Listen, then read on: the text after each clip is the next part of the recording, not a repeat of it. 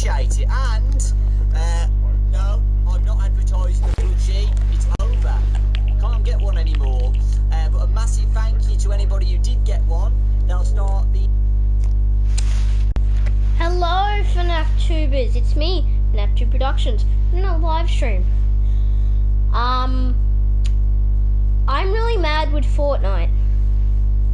I hate this game. You might be asking, then why are you streaming the game? Well, number one, because of curiosity, and number two, I just want to rant about it. Number three, I hate this game so much, hate Meowsicles so much, that I just want to stream how bad this game is. So yeah, gotta turn it down a little bit. So what am I saying about I hate this game? Well, I don't know if you know this, but I didn't get into the live event. I wanted to stream the live event. And look what that got me. I still have recorded footage of me actually attending the live event, but it's unedited. And they said that it was gonna be, they said it was gonna be like a 15-minute long. This was 8 minutes. And all because Meowsicles wouldn't let me in. I really hate the skin. I'm not having it anymore. I am so mad at Meowsicles, I don't even want to look at him. I hate him. And you're getting unfavorited. And I'm putting a new one on. And I didn't know if Myers was still a thing. Turns out he is. He's just shadow.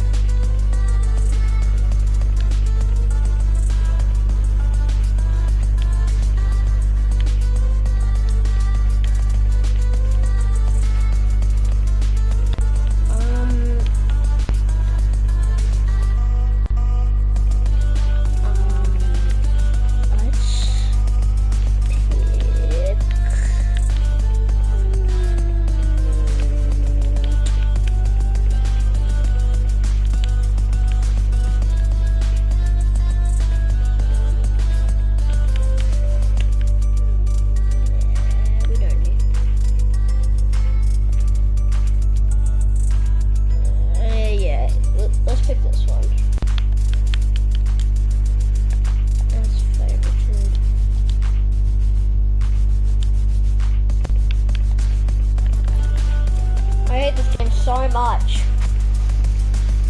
They've delayed this event. They delayed this event so goddamn long, like 2 times.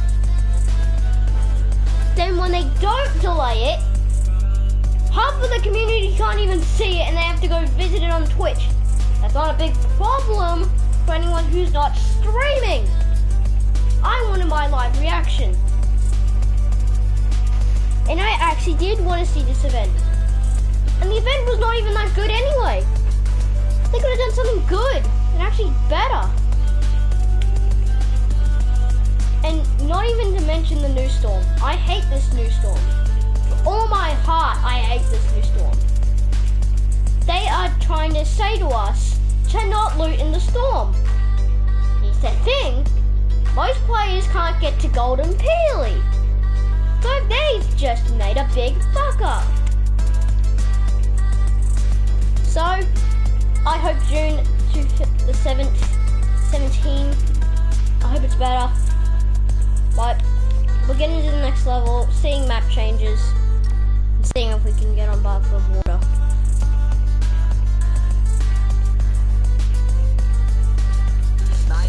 Right now as I'm talking, and I'll be shipping soon. So lots of little plushies are going to be sent across the world. So really, really exciting. Thank you so much for the support. Again, the 1,000,000th time. Let's just get straight into it, guys, okay? Okay, the first one's me.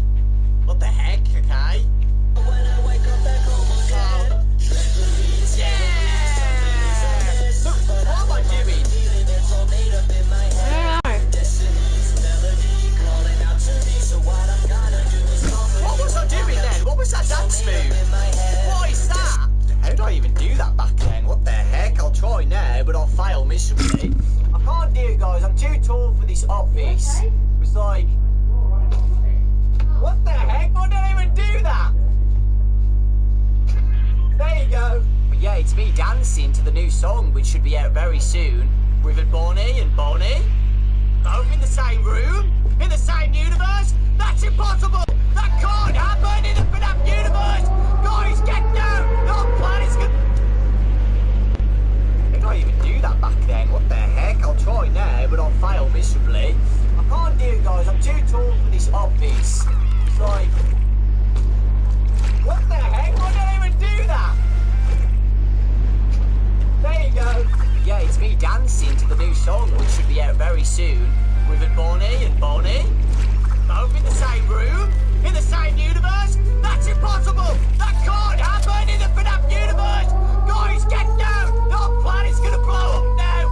Can't happen in the law! Ah, 69 views. Nice.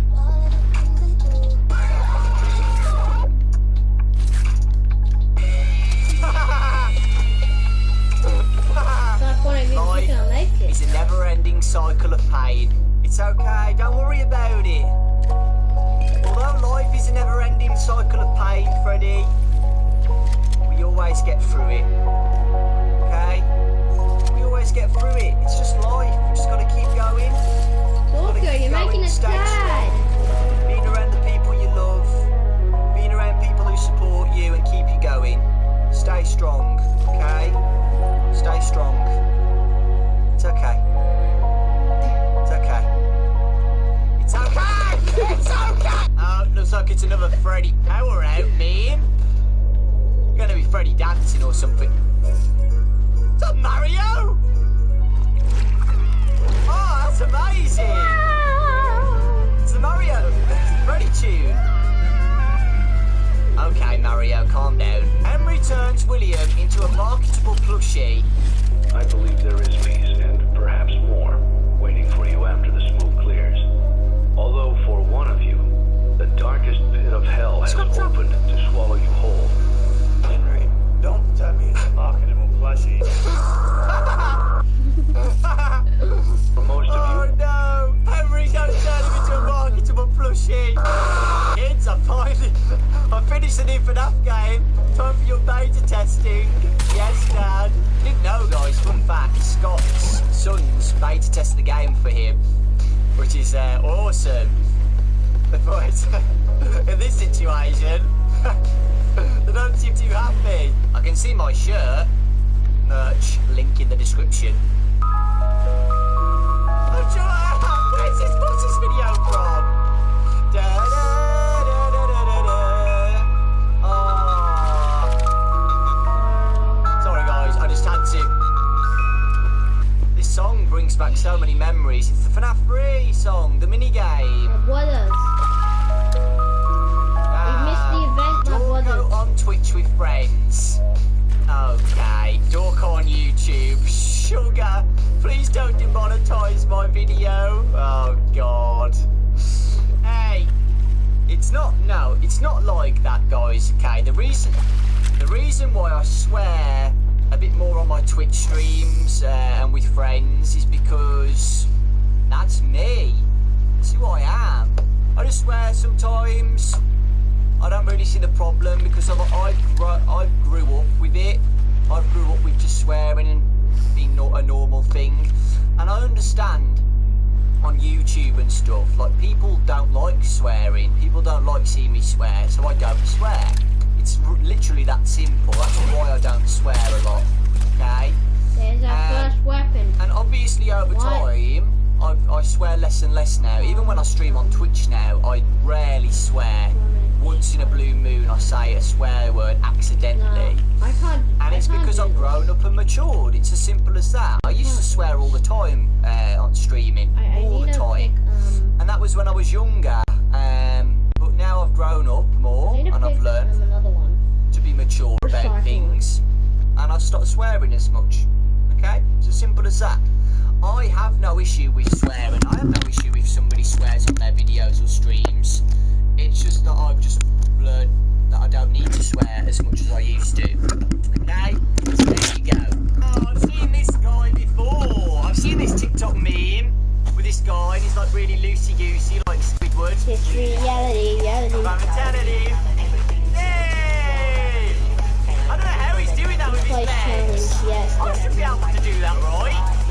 shot. Surely. Yeah, it's better. So I'm tall, guys. I'm like 6'2". How did he do that with his legs? I swear it's like a TikTok thing where TikTok editing makes you go all loosey and actiony. I don't freaking know. How does he do it though? It goes like, what the heck? It's so loosey goosey. Hold on, let me try that. Yeah, guys, look at me go. Amazing, right? It's exactly the same. It's exactly the same what he's doing, just TikTok makes it look better. Okay? There you go! Look at that! Problem with my setup, guys, is that you can never see my full body when I do dancing and stuff. It's quite annoying, really. I want to show you guys my moves. Oh my god, where the hell did you find this picture from? This picture's from like 2016 or something.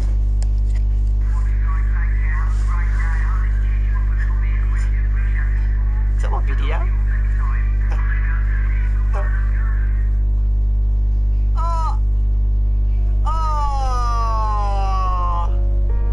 So the video ended, he's crying! FNAF mean time is over! Oh, that's quite sad actually. Hope you guys never feel like that. Always remember that another meme review will come back every 2 weeks. Don't get upset, it's fine. What if it was all a dream?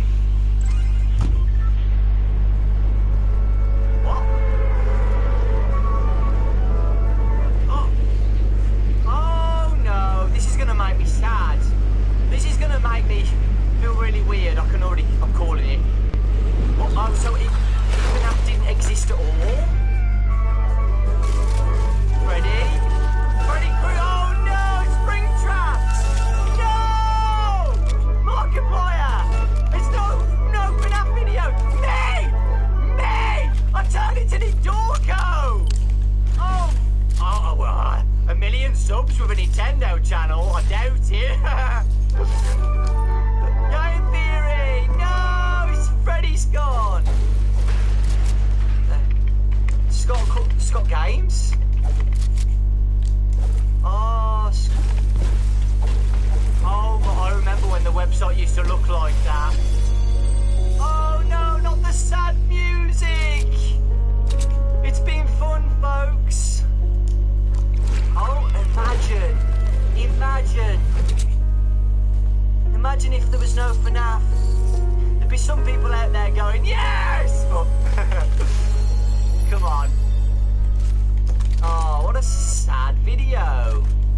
Yeah, of course there's going to be people out there like, oh my god, FNAF doesn't exist. Come on, guys. Even if you don't like FNAF, you've got to respect the good things that have came out of it, okay? Millions donated to charities, thanks to Scott. You know, some funny memes out there. You know, FNAF's not all bad.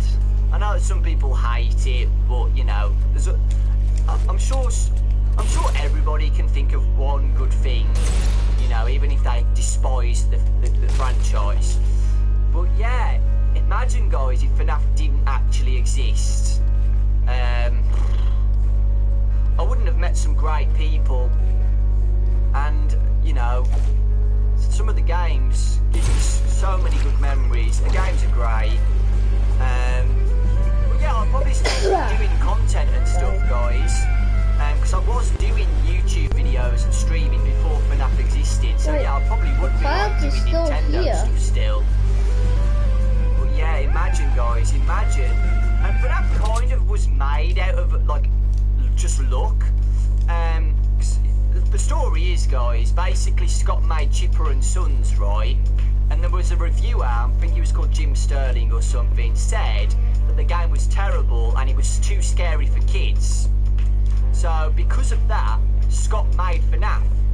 So he was like, okay, if Chipper and Sons was scary, I'll make a horror game based on creepy animatronics. And that's how FNAF was born. So yeah, pretty crazy, right? It was made out of a whim. It was made... It's crazy, right? It's crazy to think about. When you're about to die by Freddy, but the music lit. That's gonna take hours. 2 minutes. What is this video? I've got hair. You little hoe! You skinny little hoe! You little hoe! You skinny little hoe! Okay, that's from my To Be Beautiful review, because Eleanor basically tricks Sarah and gets her killed and stuff. So yeah, I wasn't very happy with Eleanor then. Oh, it's back again. Oh, here we go. I know what this is going to be. It's going to be like, Orko swore. Little. I knew it. I knew it. You little. Guys, I obviously meant the hoe as in a garden tool. Hello. Have none of you seen Cat in the Hat before? Dirty hoe. Exactly. Leave me alone. Oh, it's that cow from that film, Barnyard or something. Dog lips. Dog lips? What the heck? Okay. That's not weird.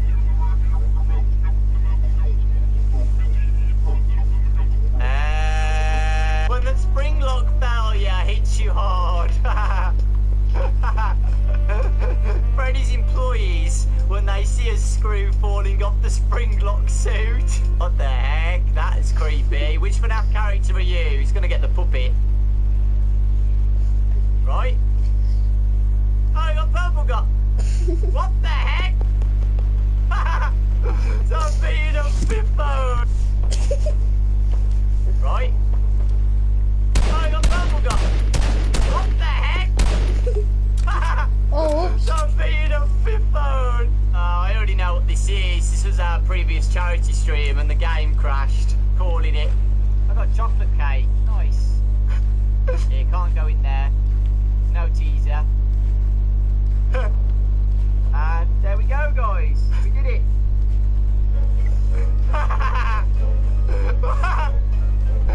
Look how disappointed I am. Yeah, the game crashed, guys, just before the ending. I had to do it all again. June is probably the worst month. It can't get worse than this. July, Freddy Fazbear's Pizza been made. Hey, I saw this the other day. Chuck E. Cheese has gone bankrupt apparently, and everybody's memeing it, saying FNAF's gonna take over. Don't shoot me! If Boop Tennant's nose, he's gonna pop up like a cosplay. Right at the end. Nice, Glistra. Hello. Oh. Glistra swore? Okay. Oh, he's found the suit. Let's go, purple guy. Oh, he died at the end. Hey, my boy Michael, supporting the Dorco channel, watching FNAF meme review. I love the internet. Oh, here's a picture of Elvin. Oh, Eden's come to watch as well. Amazing. 10 out of 10. I remember this. This was the fake ending. Oh my god. Somebody made a Buff Healthy Funko Pop figure. Scott, listen, okay? I know you've got contacts with Funko, and you can make any pop that you'd like to do with a franchise, okay? I'm just going to tell you this now, okay? I will help me. Funko Pop. Thank you. What question right now? Nice one. I play this game, get this game, fake to make a virtual reality. People like mortality. It ain't so little answer. I think on a prank the fan base when they see me in an official game. Day 1, day 2, day 1997. One day we'll see you, Spring Body. One day. Yeah! I play this game, get this game, thanks to make a virtual. Hey, into the pit!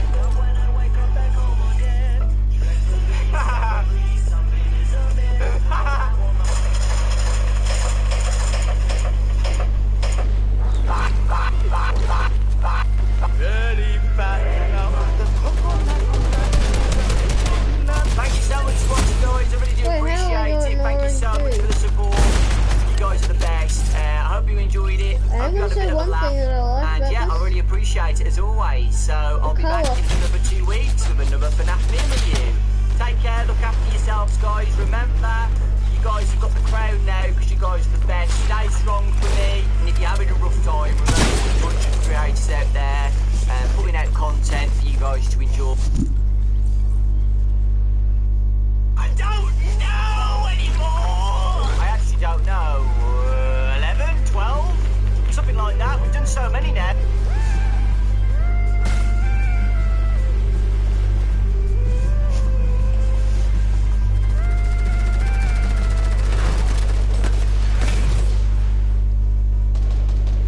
What's going on, guys? Welcome back again. Hope you're fantastic today. And welcome to Pop Goes, the Dead Forest. Kane has made some arcade-style versions of Pop Goes back in the past, and I've really enjoyed them. I played a demo on this game last week, and it was absolutely amazing. So yeah, Kane has told me the game is about 4 hours long, so I thought I'd just do the series on it. So I'm really looking forward to this. Like I said, the demo was amazing. And please, please, please go and check out the game on Game Jolt. Link in the description because, you know, Kane is an amazing person and he's a hard worker. And the team who have worked on this have done a really good job. So, yeah, of course, I'm going to support my friend Kane and do a full series on this game.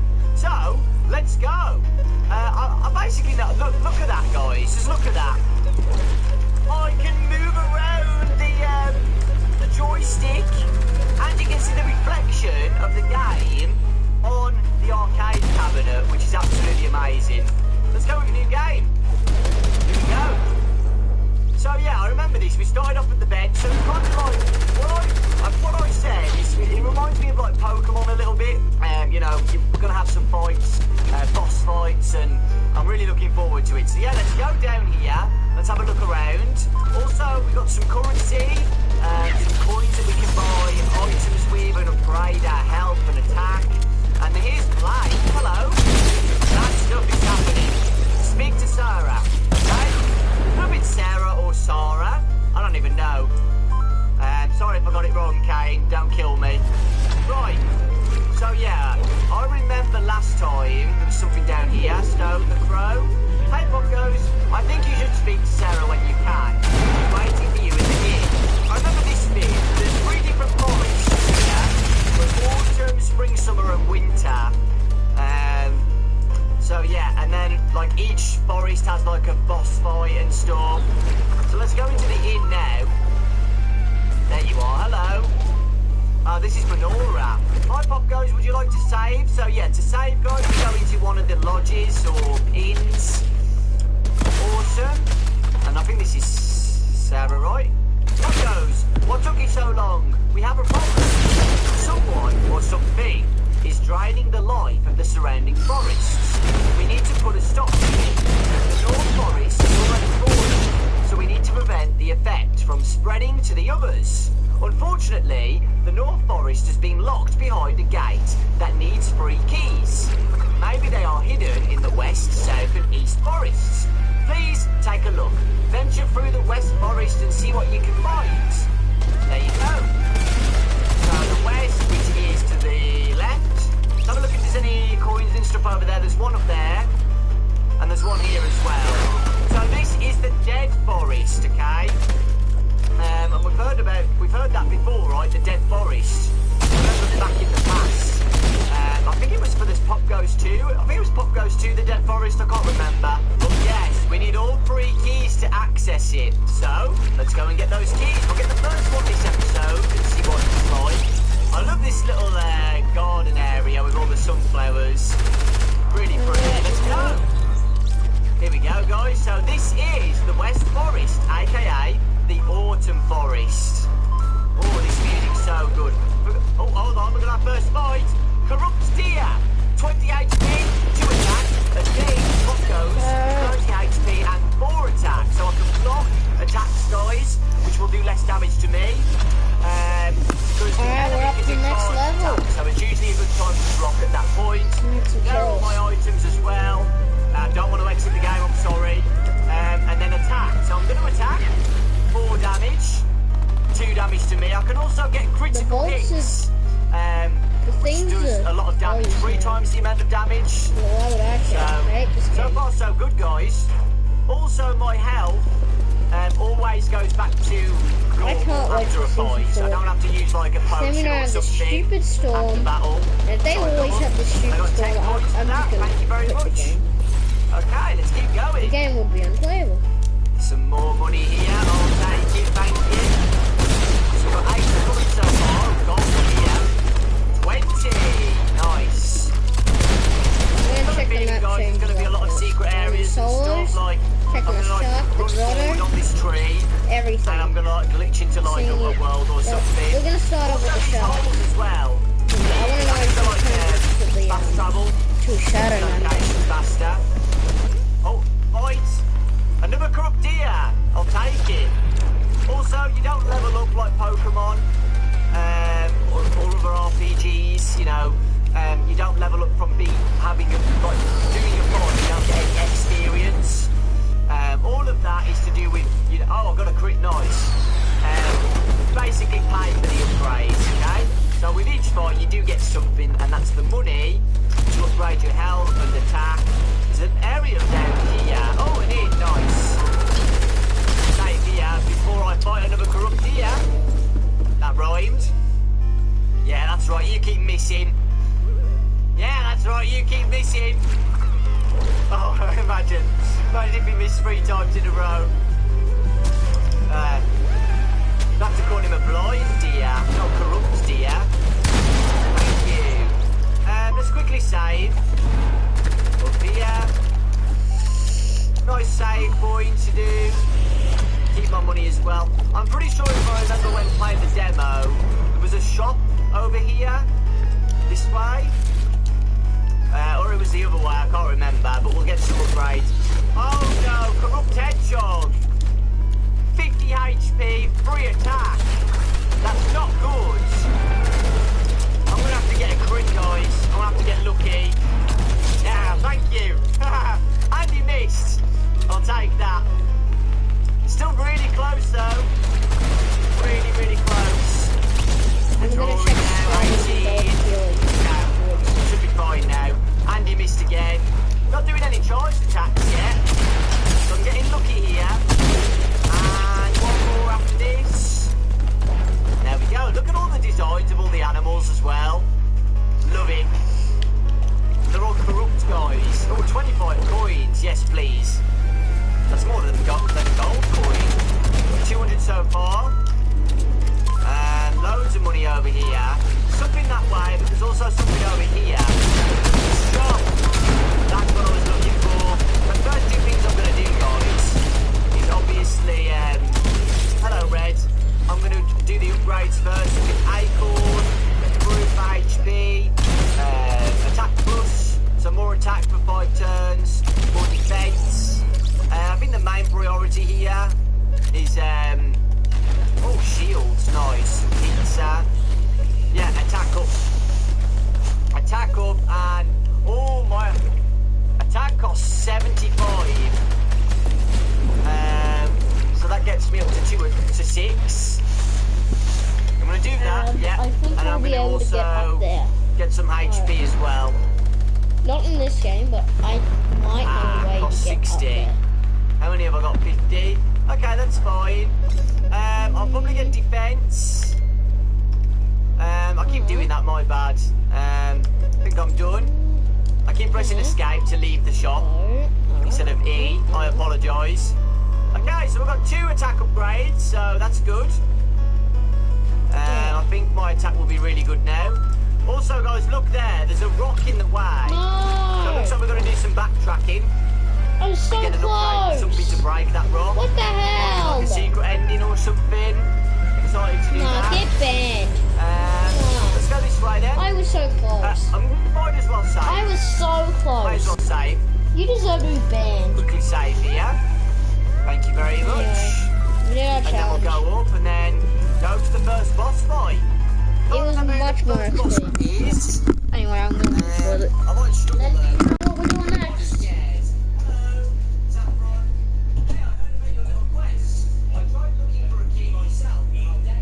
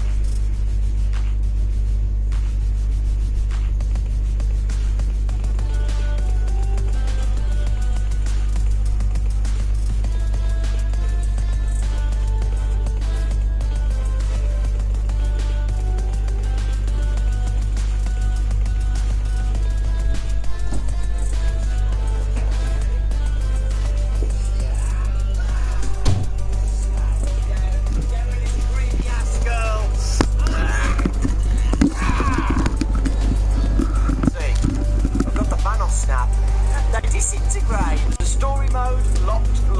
By the way, So, if you yeah, say, it's why gonna are be you the story doing it in mode Team today. Rumble? Well, not That's the full because if you story can only mode. do it in Just solos, like 6 the nights. bosses don't We'll appear do in the Team first 2 Rumble. nights.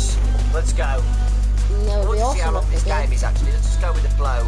November 10th, 2017. 5 children have been victims of food poisoning earlier this morning while at a party in a local fast food restaurant. Whoa. Surveillance footage shows that an unknown man wearing blue broke into the kitchen and added what seemed to be chemicals, which was later given to the children. Whoa. 20 years later, so 2037. Oh wow, that was a really cool intro to the game. Like, guys, honestly, that'd be really cool to see in the FNAF games, like cutscenes at the start. I'm seeing exactly if the bosses like are changed. That was really impressive. Everything's happened. The murderer in this game put poison in the pizzas. Why didn't Purple Man, why didn't William Afton think of something like that? Just kill everybody. That was amazing. So, well, it's amazing in the lore, guys, okay? Not in real life. Don't do that in real life, okay? Find the office. So I remember this from last time where we explored a little bit. What's here? So the kitchen. So this is where the guy poisoned the kids. Wait, Lovely. it's still marked Which way up. should we go? Let's go this way. Is that not it? Look, it's that woman again. It's that lady staring at me. Oh God, I remember this well, boys. I think it was over here. This open door. Young's party room, Popo. Here, I think it's this one. Authorized personnel. No, this is the tool room. This one. This one. There we go. Okay. 12 AM, night 1. Oh God, I remember this. Where's the front end? Here's the front, and then we hide under the desk. Can't remember. Accept. Hello. Hi. Hey, you're the new guy, right? Oh, he's put subtitles as well.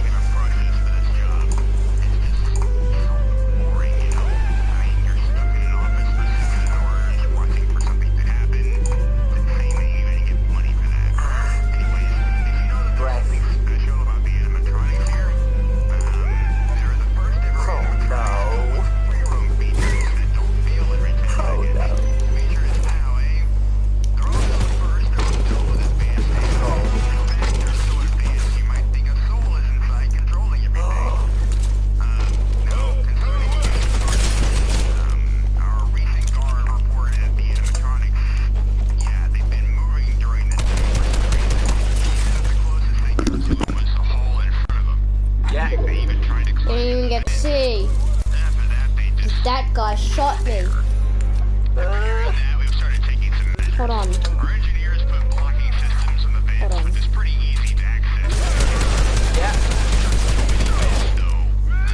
We've noticed that the blocking system seems to block the incoming air as well. Your vision's going to become all dark and blurry. Trust me, it's not going to be good for you. Yeah, the building isn't that well ventilated, as you can probably tell. Yeah. Now, in case that the animatronics ever get in your door, you can turn off the lights in your office as long as you're not. Yeah. There's no person inside. I think you get the point. Gotcha. Look over to your left, you'll see a vent that lets air into your office. Yeah. We've tested the animatronics on certain light conditions, and it seems Oh wait a minute, if the henchman a ghost, then reboot their system and go back to their respective places once you shine a really bright light into their eyes. Okay. Except for that other one. So in case there's an animatronic in your left vent, you can just shine your light on it, and it'll go away momentarily. Now, if you look to your right, however, you'll see a big window. Yeah. The window leads to our parts and service room. Supposed to be together with Twirly, the girl on Cam 9, but she isn't acting right recently. Sometimes she's singing and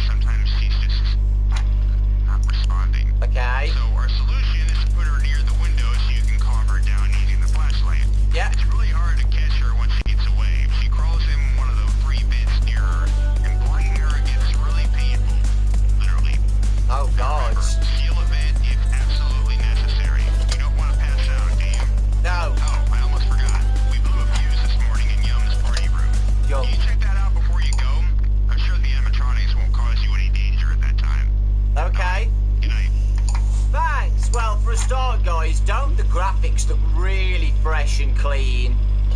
My God, they look so good. So I think not. Oh, great. Okay, Yum Yum's already moved. Where's Jollibee? I think Jollibee's moved as well. No, he hasn't. He's there. So Yum Yum's gonna go into this vent, if I remember, and then there he is. How do I shut vent? Here we go. Shutting down vents. There we go. So now that's shut. I actually want to play. Go back. I actually want to play. Changed it. Oh God, I sorry. actually want to play the mobile version of Jollibees. So he's changed it now, guys. Open it, or I'll go all blurry. Oops! No, no, no, no. Let's try to do Where this. is he though? Okay, he's there again. Okay, reset the girl. Okay. So. Let's try to get. Oh God, this is scary. So yeah, we've changed the mechanics now, guys. You can get out of breath really quickly. You can't have the vent shut forever. Can't remember if it was like that before. Oh, I keep doing that because I keep thinking I've got a flash. Okay, that's fine. I keep thinking I have to flash the door to check if somebody's there. Sorry about that. Okay, you're about to come through. Okay, where's Jollibee? Jollibee's still there. Might just be Yum Yum after me tonight, guys. And this girl. 4:30 AM. Change floor, shut vents. Okay, good. Keep you away, you're fine. You're fine. You should be gone now. Yeah, okay, so they leave pretty quickly, which is good. Well, I don't know where he goes. Okay, he's there. He leaves pretty quickly from the vent, so that's good. Next night, guys, Popo's gonna come after me. The Popo. Oh, great. Where? Uh-oh. What blast me off? He moved. Oh! No! Oh! Freaking Twirly Whirly got me! Well, that's embarrassing. I was expecting Jollibee to be the first one, not Twirly. I love this though. You got killed by Twirly. Twirly will come from a stage and onto the door. Turn the lights off. Yep, I knew that, but God damn it. It's interesting. It's embarrassing. I died on night one, everybody. No. I'll be back in a sec where I got to the point. I mean, I can get to Spawn Island now. She's moved, guys. My arch enemy. There she is. God damn it. We can get on right here, Storm, actually. She's gonna come after me in a sec. A good So get ready. stretch. I found a way back to Spawn Island, so. Oh God! Wait. We should stay there. That was close. That was close. Okay.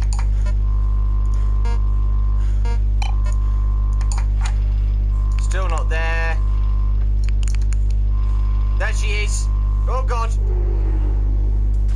Am I okay? Okay. That works straight away, so I don't need to wait. Alright, let's get to the next level. Good. You're there. Have you reset? Yeah. Okay. She actually arrived a lot earlier than last night when I died. She likes me, I think. The first time she killed me, she was like, yes, I want to do that again. She's eager. But yeah, 4 AM, guys. I think I've got this now. She might come back again, but should be fine. Oh, she's moved. What the heck? Where did she... Oh, wow. She's here now. Right. Come to Camp 10. Oh, no. Oh, no. Watch me die. Watch me die. Okay, go back, please, darling. Okay, good. Open vent. Okay.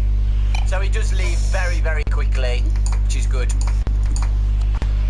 Does just worried where I want to this know what happened. lady's gonna go. Whether Whether she's gonna go to cam 8 or go straight to the door from here.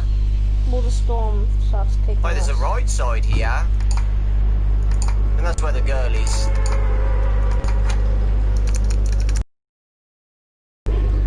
So having a look at the map, guys. I think she's gonna go from cam 10 to cam 8, cam 7, then to the door. Or, Takes a long like I time said, to get here. she might just go straight to the door. But we've only got 8 more seconds, and we should be good. 3, 2, 1. Oh, I was hoping that the timer was going to keep going. I'm scared. What's happening? Go to Yum's party room. Oh, boy. Here we go. Let's go in. Let's see what's inside. Uh-oh. Right. Hello, Yum. What's S? I don't know what S is. Are you kidding me? Click and hold the black fuses. Oh, hi. Oh, God. What the heck is this? Click and hold the black fuses to remove them. Replace them with the red tubes. Gotcha. Oh, God. Hi. Oh.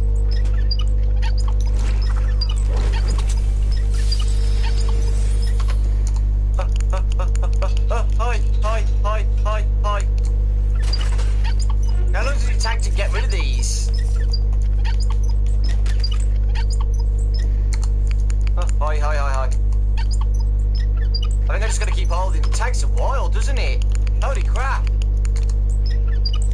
This is gonna take a while, boys. Go away, Yum. Oh, God. I love this. Back to sister location vibes, guys. Oh, thank God.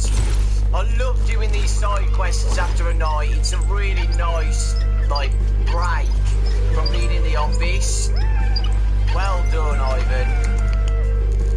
Wow, this is awesome. Guys, we got 4 done. Then I've got to back them up with the red fuses. Oh, God. Oh, hi. Okay. 6, 1.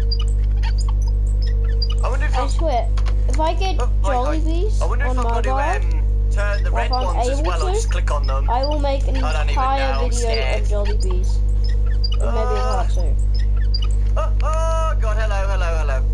I'm glad that there's I know a this sound game's effect of not him gonna be getting too close to us. But I feel like it's Because gonna I'd be be a dead little by easy now. at the same time. Oh, sugar. Okay, 3 more.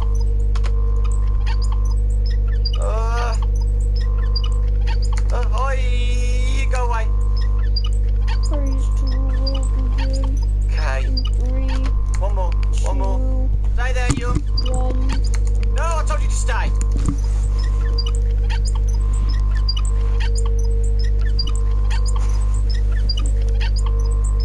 Oh my God, that one felt like it took forever. Okay.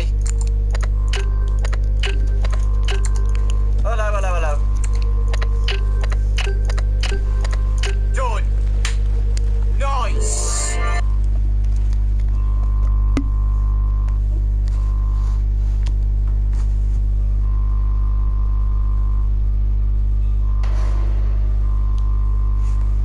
Years after that horrific event at Freddy Fazbear's, the company decided to move the robots to a facility.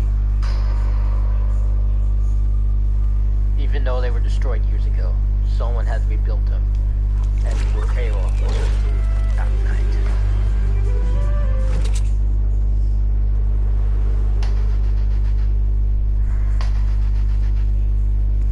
This place is different.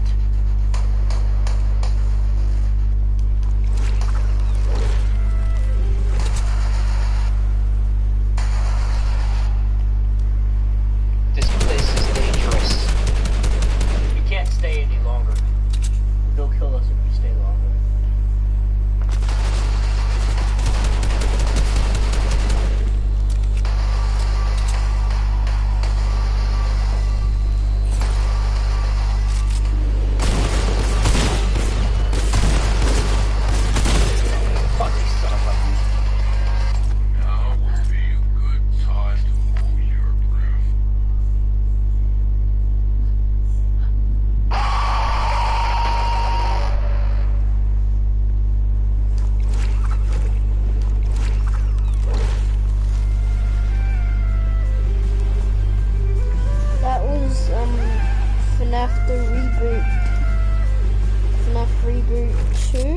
initial trailer?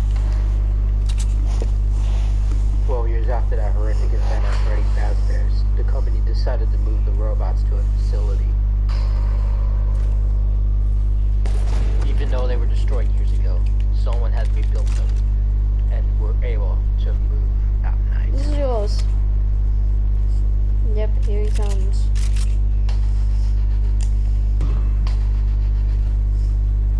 This place is different.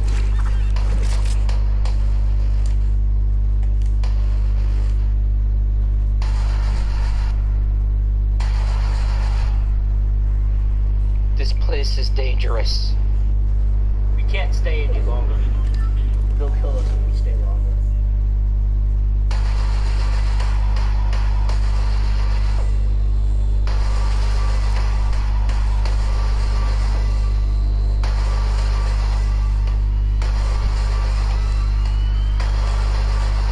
Bring it on, you fussy son of a...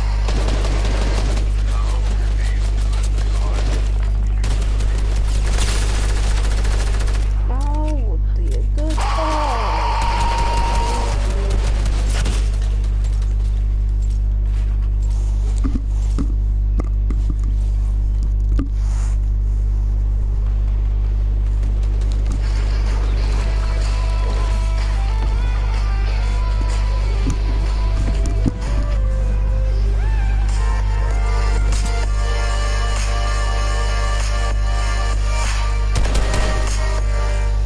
What is up, you guys? I'm Charming. Today I'm going to be reacting to Conventions, I Miss Them, by The Odd Ones Out. I freaking love The Odd Ones Out. It's been a while since Jim made a video. But yeah, hopefully it's quite awesome. If you were in the description, make sure you guys go subscribe to The Odd Ones Out. And then without any further ado, let's begin. Alright, so the first frame. Oh, that. I see he's reading old people. You're one of those idiots who spends too much time on that darn computer machine. That's me. Then conventions are a great place to get the recommended amount of human interaction with others who share a similar interest. The reason why I don't is because I don't want to be around other people. I don't care if they say the same thing. I don't want to be around other people. Oh, Some conventions use the other ones, like VidCon, Comic-Con, E3, but did you know there's conventions for all sorts of different things, like coin collecting, pens, and degenerate? Pen convention? A pen collecting? Okay, that's crazy. Did you just say degenerate convention? It's free, so that's gonna piss off a lot of people saying that. The first convention I ever went to was in Arizona called Phoenix Comic-Con. I was 16 years old, and it's no exaggeration. Why do you have to like make the acne so graphic? No, why? It triggers me. I have bad acne. I had heard a lot about Phoenix online, but Phoenix Comic-Con was the very first time I witnessed it in its fullest. I was a very sheltered kid. It was the first time I'd seen a take it away, Penny, and whatever this is, in the wild. That changes a person.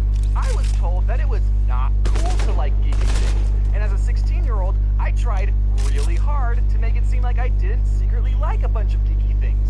But people at Comic-Con just embrace nerd culture, like they didn't care what people thought of them or something. That's what you have to do. That's what a lot of old people do. Not necessarily embracing comics, but a lot of old people just don't care. They do not care what you think of them. And once you get to that state of mind, I think it's kind of freeing. Because I'm definitely not there. I'm definitely not at that point. I know a lot of old people just don't care. Just do crazy stuff. And I think... thank you. If you get to that point, I think it'll be a lot more. Have a nice day. Have a nice day. Something. Here you go. I guess when I was 16, I was hyper desperate to receive everyone's approval. I was so hyper desperate. What? I'm not that while mad. walking around my first convention, I'm I glad. was finding out that I Kill wasn't him. in cosplay. Kill me. So all the pop culture characters Gosh. judge me because I'm not wearing any makeup. To this day, I still wrong haven't ever person. cosplayed, but it looks like a Don't lot worry, of fun. If I I'm meant to did be killed. Isn't James like a furry though? Or maybe I'm thinking of a different YouTuber. I could have swore I thought James was a furry, but maybe that was just a joke that he made for himself. No, it was a joke this time. I don't know. Cosplay, I would want to go as this quadrupedic horse. Also Spark from Pokemon Go. I went to one panel called How to Make Steampunk Weapons, but instead of teaching us how to weld real-life weapons powered by steam, the people on the panel taught us how to paint Nerf guns to make them look like they were powered by steam. And that was, no exaggeration, the most disappointing panel I've ever been to. There was also a panel for bronies, but I was too chicken to go.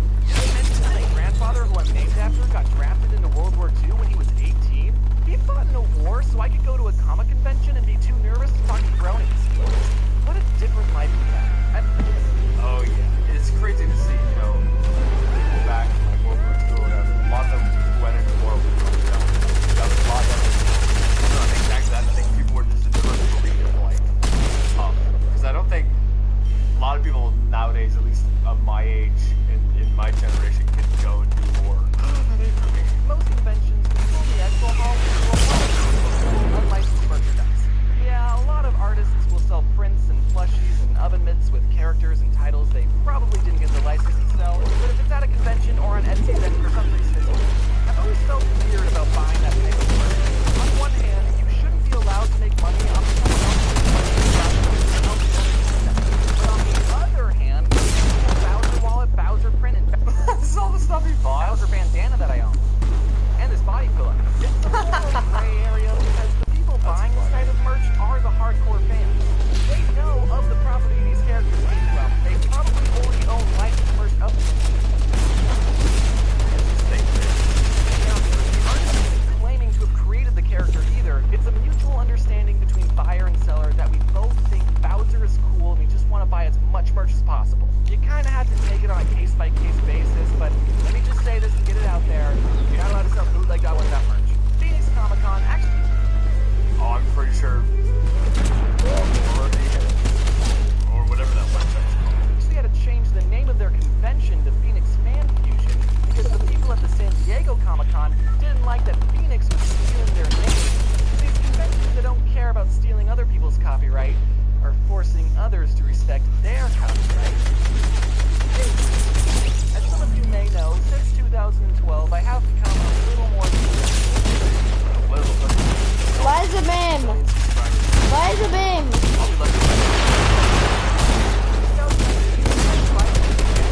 Fan Fusion, which is my home convention. The really crazy part is the convention put me in the celebrity line, like next to the people where you have to pay for photos and autographs. I didn't charge my fans for anything, so that made my line a lot longer than others. My line was, no exaggeration, right next to Jeff Goldblum's line. I was gonna make eye contact. I love Jeff Goldblum. Jeff Goldblum! Jeff showed up for a couple hours on Saturday, and when he came out from backstage, everyone in his line and my line started booing and clapping, and even I was like, woo! I love Jeff Goldblum. I love his, I don't know, Woo! And then Jeff took a look at my line, then looked at me, and then gave me a nod of approval, saying, not bad, kid. He didn't say it out loud, but I could tell he said it with his eyes. He also said that I looked kind of cute, so... Hold up, what? Thanks, Jeff. The first time I went to... Were those with his eyes as well, or was that with his mouth?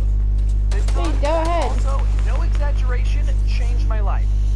Again, it was the first time I met all these YouTubers that I've been watching for years, and okay, I'll Got him. kind of fanboy, but I've gotten desensitized meeting other YouTubers and feel no joy in it.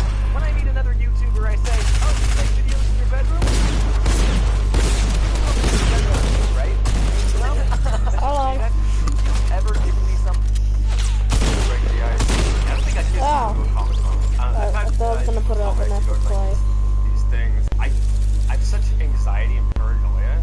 I don't think I could do that. I think it would probably, I don't know, I'd have to be on like meds. I'd have to be heavily medicated to go to one. Oh, it was so Where do I rough. have this house? Thing at a convention, on. then you'll be happy to know that I've kept everything I've ever been given. Unless you're the guy that gave me a plastic baggie full of water and other junk and called it a homemade snow globe. I used to collect snow globes. Did someone do that? Sentiment, but I didn't want to take it home with me and have it inevitably break and get all the important fan art wet. So I chucked it.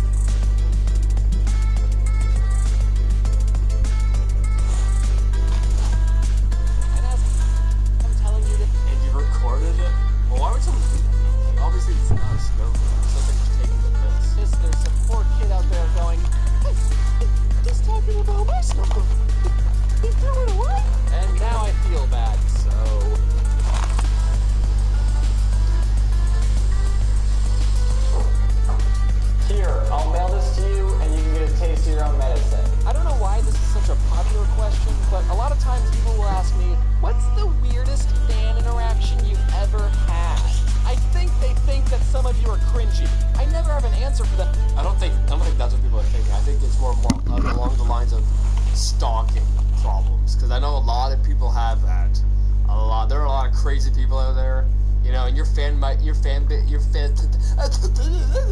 there are a lot of crazy people out there. Friggin', your fan base might be 99.9% completely sane. But there's gonna be that one person out there who just doesn't understand social interaction and just what to do in society, and they'll stalk you and they'll get crazy. You know, that's the kind of stuff I'm thinking people are wanting to hear about when they ask the question. Them because all my fans are super nice. Yeah, someone gave me a bag of water, but that's not weird, that's nice! Okay, I have received fan mail from a prison, which is true, so I guess some of you aren't law-abiding citizens. Going to conventions and meeting fans and being on panels is a lot of... Look at this face! A little bit tired, James? It looks like you've aged like 30 years. You look like you're like 60 in this. fun, don't get me wrong, but it doesn't give you a lot of... I guess by that math, you would be 30 at the moment, so maybe it looks like you're 40 years. time to really experience the convention. Since 2017, when I would go to a convention, it would mean I was working. I still had a fun time, but I didn't really get to just relax with friends. That is, until I went to a convention last December called MFF, which stands for Midwest Fur Fest. Now, Yeah, I think James is a furry. James, did you go to a furry convention? Well, I went with some friends to a furry convention so that I could actually enjoy a convention and not have to work. Although I still got recognized even though I was wearing a disguise. Furries are very touchy people, I've learned. Not touchy as in overly sensitive. Well, some probably are. But they're also literally touchy. Let me tell you where I'm at in my life right now. Last December, I was in an elevator full of furries and... my grandpa can see me now. Is your grandpa? Dang, that's a big head. Big brain time. There are no fursuits in war, only dog tags. Grandpa. Hey, isn't James a furry? I thought he was. But, like, I thought maybe that was just a joke in a previous episode. I don't know. But for some reason, I'm thinking he is. I hope I'm not, like, you know, mislabeling him or whatever. Probably be frowning. Or smiling, I don't know, I don't judge. We were all crowded in. There was a moose breathing down my neck. We stopped at a floor because more furries wanted to come. So I backed up to make more room, but I backed up a little too close to the moose, and he grabbed my hips and I went... And you blushed? But, ah! In my mind, I didn't say it out loud. In real life, I went... So that was... probably the weirdest fan experience I've had, if you were still wondering. I don't know if he was a fan of my YouTube, but he was definitely a fan of my body. Or he was drunk. I don't know. Again, I don't judge. I was debating on whether or not I should include this story, but I think it would be a good lesson for everyone to hear. Well, was it like, if someone's gonna back up into me, you know, me doing like this might be a kind of way to stop them from, like, getting too close to me. So maybe that's kind of what was going on in their head. I don't know. I wasn't there. But, you know, that could be a possibility. Where they grabbed you on the waist, but it was kind of like this. Or it's like, you know, just don't get too close. Maybe it was like that. I don't know. But, you know, that could be a possibility. Or at least that's what I would assume if it were to happen to me. Now, if you went like this, and then went to my ear and go, then I think things would be different, you know? Here's my James PSA. This message is for everyone, and especially furries. Don't touch people without their permission. In the moment, I stayed quiet, but that sort of behavior isn't okay, and I should have spoken out. Hopefully, most of you are mindful of other people's personal space. However, at least one of you went to prison, so... I don't know. Overall, it was the best ironic trip ever. At the end of the day, conventions are a lot of fun, and I really, really miss going to them. And when it's safe to do so again, I recommend you try and go to one you're interested in.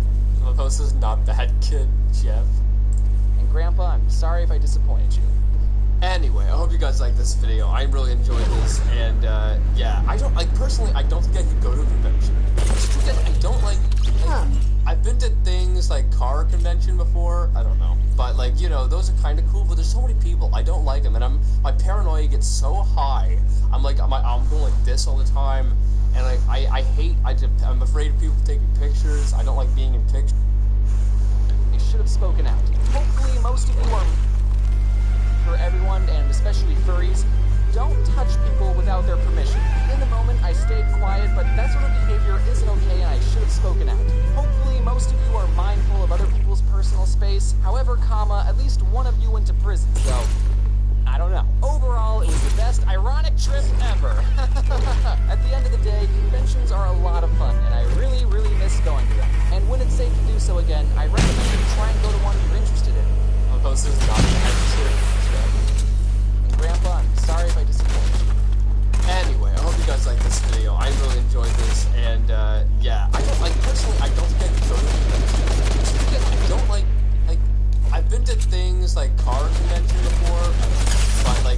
videos are kind of cool, but there's so many people. I don't like them, and my paranoia gets so high. I'm going like this all the time, and I'm afraid of people taking pictures. I don't like being in pictures. Like it gets so bad. I don't know. Yeah, I prefer just to not leave the house. That's kind of like my idea. But anyway, I hope you guys like this video. If you did, make sure to give it a thumbs up if you're new and subscribe to the family. Make sure you guys go subscribe to the what's that link's in the description. If you're new, subscribe, and I'll see you guys next time. Boop.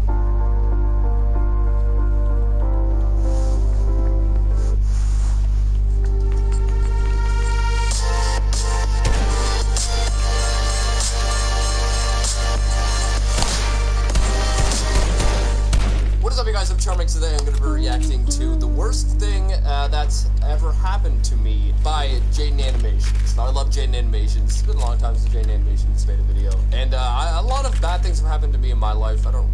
I don't particularly feel like sharing all of them, but yeah. Hopefully, it's be quite interesting. And I'm not going to say hopefully it's be quite good, because bad things that happen to you are never really good. But I guess I hope the video is well done. I don't know. But with that being said, the original links in the description. Make sure you guys go subscribe to Jane Animations. Without any further ado, let's begin. So imagine this. It's Christmas Eve. You're getting ready for bed and everything is prepared for a perfect Christmas morning. Chestnuts are roasting on an open fire. I've always seen people mention that, chestnuts roasting on an open fire. Miss Kringle sniffing at the phone. I've always seen people mention that, but I've had chestnuts before, but I've never actually had, who roasts them on fire? Who does that? I've never seen anyone do that. The cookies are out, the house is silent and calm. Everyone has the standard things on their Christmas list. Puppies, Nintendo Switches, for father to finally find milk, but yours is different. All your life, love The joke of a father abandoning their family? They're going out to find milk and they should never come back. Alright? Dominated by insects. You were teased in school for catching ladybugs in the bushes, ostracized from everyone for gleefully watching the grasshoppers. You've spent years trying to repress your love for bugs, but you're finally embracing it. This year is different. You're going to ask Santa for the one thing that brings you joy in life. Ants. Oh, like an ant farm? I actually like ant farms. I remember when I was younger I had one. They're really cool. I don't know, I like seeing how they, they build their little communities and whatnot. They dig their holes. I don't know, I find them quite cool. Yourself into bed awaiting the early morning to see if your wish comes true. And as you're thinking about parenting your future ants, your eyelids feel heavy as you drift off to sleep. You don't know how many hours have passed, but you're suddenly awakened by a strange sensation. Your body is burning, flaring up, itching everywhere. The worst itching allergic reaction? Or I don't know, what else could it be? You've ever experienced in your life. What's happening? Is it a Christmas miracle? Did you finally receive the ants you were desperately hoping for? Your skin is getting more and more itchy by the second. You're in the most discomfort you've ever felt, and you feel like you're gonna cry from pain. This seems like it's an allergic reaction, or I don't know what. I don't think it's hives. What else could it be? What's the freaking disease people get? This polka dots everywhere. I forget the name. No doubt about it. Ants. All over. You rip open the sheets to find... Oh, it's not a whole colony of ants attacking you. It's hives. Oh, it is hives. So back to me. I've never had hives until last December. And it was the worst thing that's ever physically happened to me. Around the night of the 21st, I was relaxing and playing video games on my couch. Art was on me because it was snugly and nice, but about an hour or so in, I started feeling itchy around my neck and shoulders. Are you allergic to the bird? I've been sitting. I didn't think much of it, but when I was getting ready for bed, I realized the area that was itchy was actually kind of red. On paper, that seems a bit like, that's not really normal, but you scratch yourself all the time and get a bit red. I just thought, Ari's nails are probably a bit too long and irritated. You're allergic to Ari? Oh, that sucks. My skin. I'll have to cut them tomorrow. And left it at that. 4 a.m., I'm woken up by more itchy. I itched it, and it got double itchy.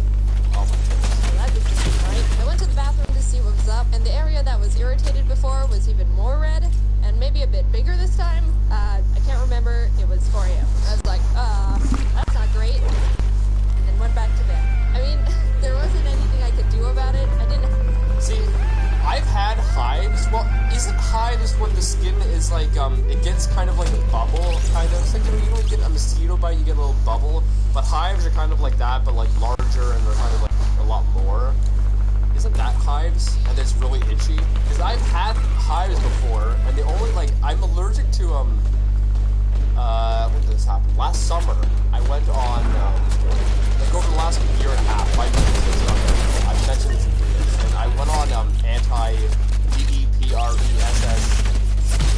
I think that's how you spell it. And I was only on it for like a week, but like one of them, because I was on different ones, and one of them I started like getting hives from. So yeah, I stopped that. One of them I felt like I was choking, but that's like the only time when I actually have had hives. They suck. I haven't eaten Titus cream or anything. All I've got is an expired bottle of mini ibuprofen and a dried out pin wipe. The next morning after a bad night's sleep, I got out of bed and whoop, right to my back. Oh ho ho! Did I do anything about it? Nope. I was like, well, I sure hope this cures itself somehow. You just didn't think of going to the store and getting like an anti-allergy medication? I'm gonna go to work now, but after like an hour of sweating from discomfort and getting nothing done, I decided, yeah, I should probably go to urgent care. So I went to urgent care. Have you eaten anything new or that you're allergic to? No. Have you taken any medication that's new or you're allergic to? No. Have you been bitten by any bugs you might be allergic to? Maybe Ari isn't what you're allergic to, but the baby Ari has some kind of bug or something, and that's what was biting you. No. Looks like dermatitis. So I got a I was thinking it was going to be dermatitis diagnosis, picked up the pills and lotion he prescribed me, and by the time I got home, I was so weak and started to feel like actual pain. I ran into my room and immediately took the medication and started hoping I would feel better soon. All I could do was lay on my bed and do nothing because every time I moved or touched something, it would send shocks of pain and irritation down my body. And I preferred not to have that. I decided to... I'm glad, the hives, like, I've had, like, the bumps that are really itchy and they're kind of, like, red or whatever, but, like, they weren't, like, crazy like this. Why didn't you just go get, like, anti-allergy medication? I don't understand. That would have solved this problem. I called my friend to tell them what was happening, to keep my mind off everything, and use them for moral support because I was going crazy. After maybe an hour, I was like, actually, I think I feel absolutely worse. Everywhere I put the lotion was more red and itchy. It was spreading to my legs and hands, and I felt like I provoked the devil. See the karma for swearing that one time. I told my friend, I'm in so much pain and discomfort, I can't think straight, and I've been sitting on the floor not being able to move for 30 minutes. What should I do? Go to the hospital? Think so? Yes, go to the hospital. No. Go to the friggin', I don't know, get some anti-allergy medication. Would that not fix this? I don't know. Like, you would think it would, because that's what I'd take if I'm having that. I don't know. Maybe if I just wait a bit more. Go to the hospital.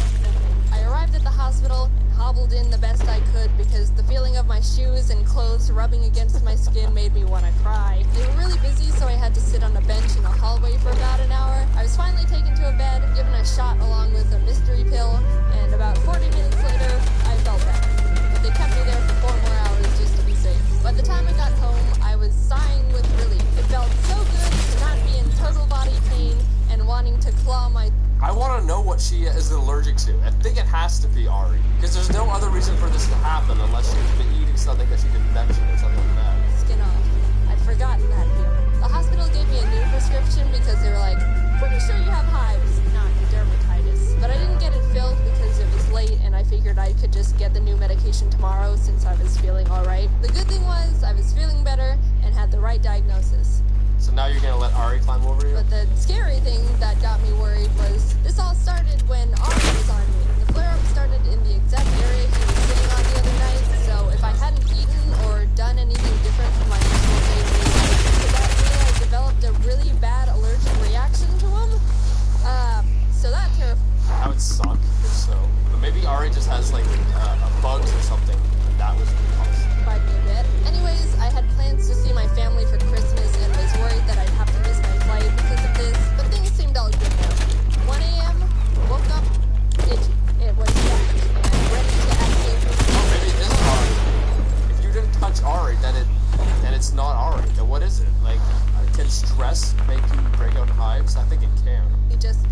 teeth in. I wasn't freed from this hive's curse. I'd only escaped its grasp for a few hours. It wasn't at its worst yet, but I knew it wouldn't take long to get there, so I raced to the nearest 24-hour pharmacy to pick up my new prescription, took it, and then just got an Uber to the airport because I couldn't sleep. Early flight? Not really. I'm just getting there early. Well, it's always good to be early for flights. When is it? 3 p.m. She is acting like most actually want to be there a full 24 hours before departure. I tried to get a bit of sleep in the airport, but it didn't work. The good thing was that the prescription was doing a relatively good job at keeping back the hives. I could still feel the itchy, but it was like muffled, if that makes sense. I got on my flight and I can't wait to find out the diagnosis to why you're having this problem. Because if it isn't alright, that is, what else have you been doing? If you haven't been doing anything different than normal, is it your clothing maybe that you've developed an allergy to? I don't understand. no problems, and landed in Arizona to my very calm parents who were like, hives? Are you okay? How'd you get hives? Are you okay? The hives had been manageable the whole day until I was getting ready to go to bed, and they started flaring up again. This time worse than ever. I thought I'd experienced pain before, but the hives were mocking me. The previous ones were teasers. This time they were dishing up the main course. Everything was put into mega gear, served up on the grill of Gordon Ramsay himself. See if you like this, bitch. Ah. Well, you're very close to saying the naughty word. Very close to saying the naughty word, Jamie. Okay, I'm gonna go look this up. Okay, yeah, so what I think I had was probably a very, very, very mild form of hives, like from the reaction to the medication I was on. Because I would have a few bumps, but they weren't like crazy like the way it is displayed on Jaden. Because I went up and I just looked up hive pictures, and some of them are like crazy, where everything's just red. Oh, it's crazy. So I guess that's what Jaden had. But like me, I just have a few bumps here and there. They're just very itchy and very annoying. But I couldn't imagine being in Jaden's situation with how bad hers are. Yeah, I just wanted to go look up pictures of hives just to make sure that, you know, I knew what I was talking about. Off to the hospital we went, 12 o'clock at night. We arrived at a normal hospital first, and by the time we arrived, I could barely walk. I was in so much pain and agony. I shuffled in, hunched over like I was 95 years old and about to just fall over and turn to dust immediately. Also, I was actually crying at this point. No, oh, I'm gonna cry, this hurts, boo-hoo.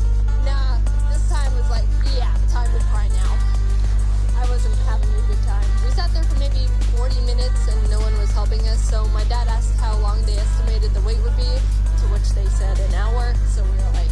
An hour from the 40 minutes? So that's an hour and 40 minutes in total? My dad decided to take me to a local urgent care because they've got a family friend who works there. It was more familiar, and also probably less busy. We arrived and had a bit of a wait, but I was finally admitted into a room. The doctor walked in and was like, yep, looks like hives, and stuck me with an EpiPen. I'm lucky enough to An EpiPen, so it is an allergy that she has? What is she allergic to? not have any really bad allergies like peanuts or something. I know a good amount of people who are like, lol, if I sniff the smallest dust fragment of a peanut, my body...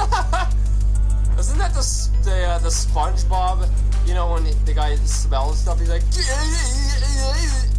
Wasn't that the face? Look at this. People who are like, lol, Look, right if here. I sniff the smallest dust... That is the face of that SpongeBob guy. You know, when he breathes with SpongeBob's breath.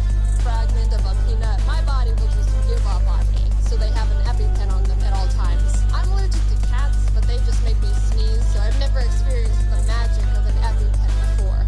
And my god, that thing was like Jesus just being injected straight into my blood. Within seconds, my body started feeling better, and all of my hives cleared up immediately. If you've never almost died from an allergic reaction, I totally hope you have one. Just Don't say that, I don't want to. so you can experience the magic of an EpiPen. I mean, Yeah, that's what I'm looking at you like, Brig, I don't want that. I hope you never almost die. But I'm just saying, you do. Anyway, problem solved. The doctor didn't... The problem isn't solved. This is a cure Get rid of it. Get rid of to it. the symptom. The problem is that you're allergic to something and you don't know what it is. You're gonna this issue's gonna keep popping up until you find out what, you know, the actual problem is. really say anything else. He kind of just gave me the EpiPen and sent me on my way when he saw I was doing better, which, fair enough. I went to bed in relief. something on the, I don't know, like something on the bed that would make it get worse? Have a nice Christmas after all with my family and live on in peace. 8 a.m. Woke up. Vibes all over. This time, I wanted to just close my eyes again and perish. Oh, this was. I would love that animation. This was the worst it had ever been. It must be from the blanket or something. Or maybe something you're wearing. Maybe it's like a type of clothing that you're wearing that you're allergic to. I didn't even know it was possible to experience this level of itchy combined with unbearable pain. I was in awe. It's amazing how absolutely torturous this pain is right now. And I haven't even been stabbed. The day before, when I said it was in Mega Gear and main course, I was kidding. This was one of those meals where they give you the appetizers and the main course, but surprise, the dessert is a knuckle sandwich. All the hives in the world were like, this one, let's get this one. I was covered in bumps and red. My mom looked at me right before we were about to go to urgent care and Why did you...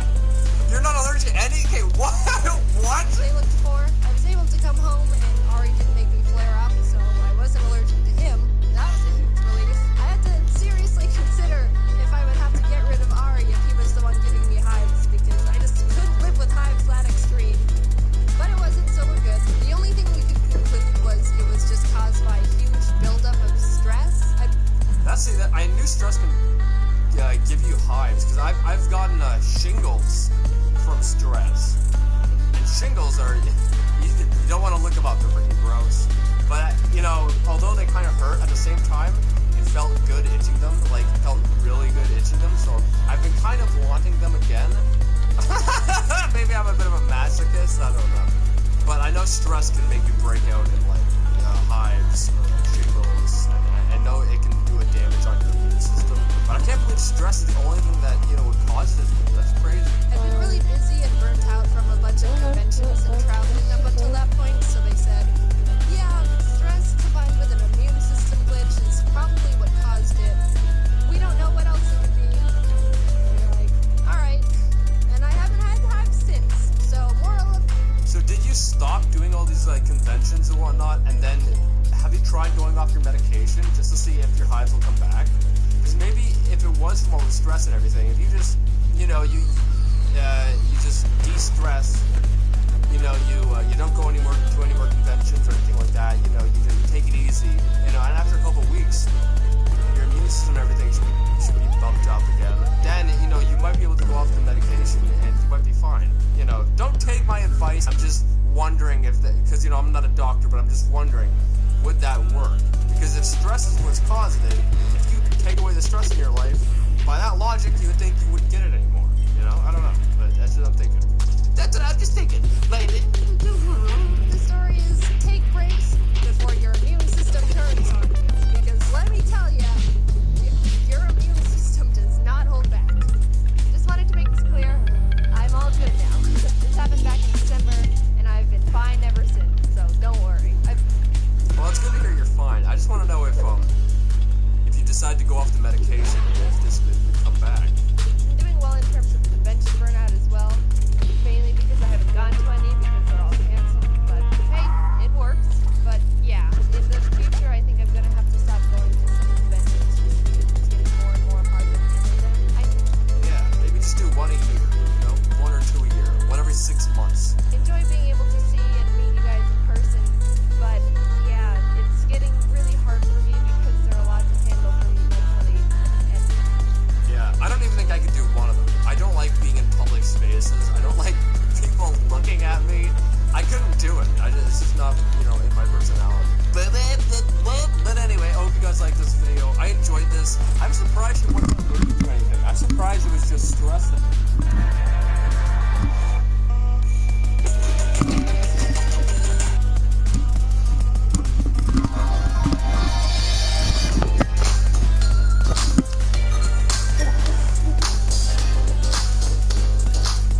What is up, you guys? I'm Charmix today. I'm going to be reacting to strange video games I played as a kid have a sip of my by Jaden drink Animations. Now, I've definitely played some until my strange video medication games when I was younger. I think a lot of them were on like the PS2. For some reason, the PS2 is like the only game system. Like, strange games have always existed. I mean, definitely on the computer, but I think for like consoles, the strange ones on the PS2 for some reason. I don't know why. But anyway, with that being said, hopefully it's going awesome. So weird. Make sure you guys go subscribe to Jaden Animations. Don't need further. I'm more confused than the device event. What is this game?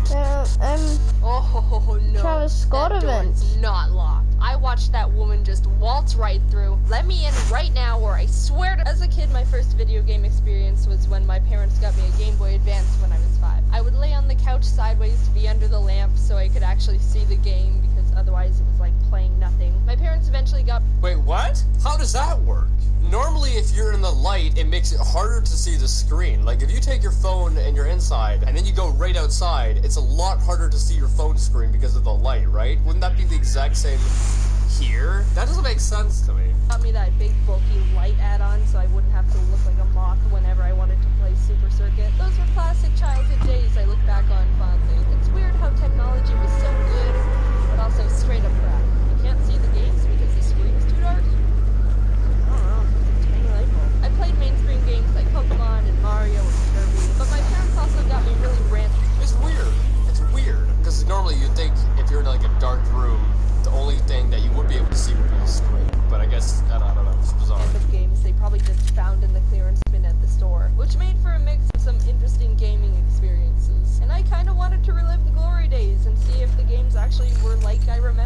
I replayed a bunch of them, and here's what happened. First game, Powerpuff Girls Battle Hymn for the Game Boy Color.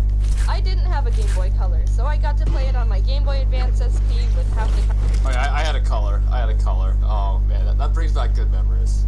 cartridge sticking out. I also don't remember being able to get past I also had that one as well, the one that folds. the first stage and just replay the first screen all the time. Granted, as a kid, I loved the feeling of starting a new game and would always restart a Pokemon file because I liked the feeling. So I was like, maybe I never got too far because of similar reasoning.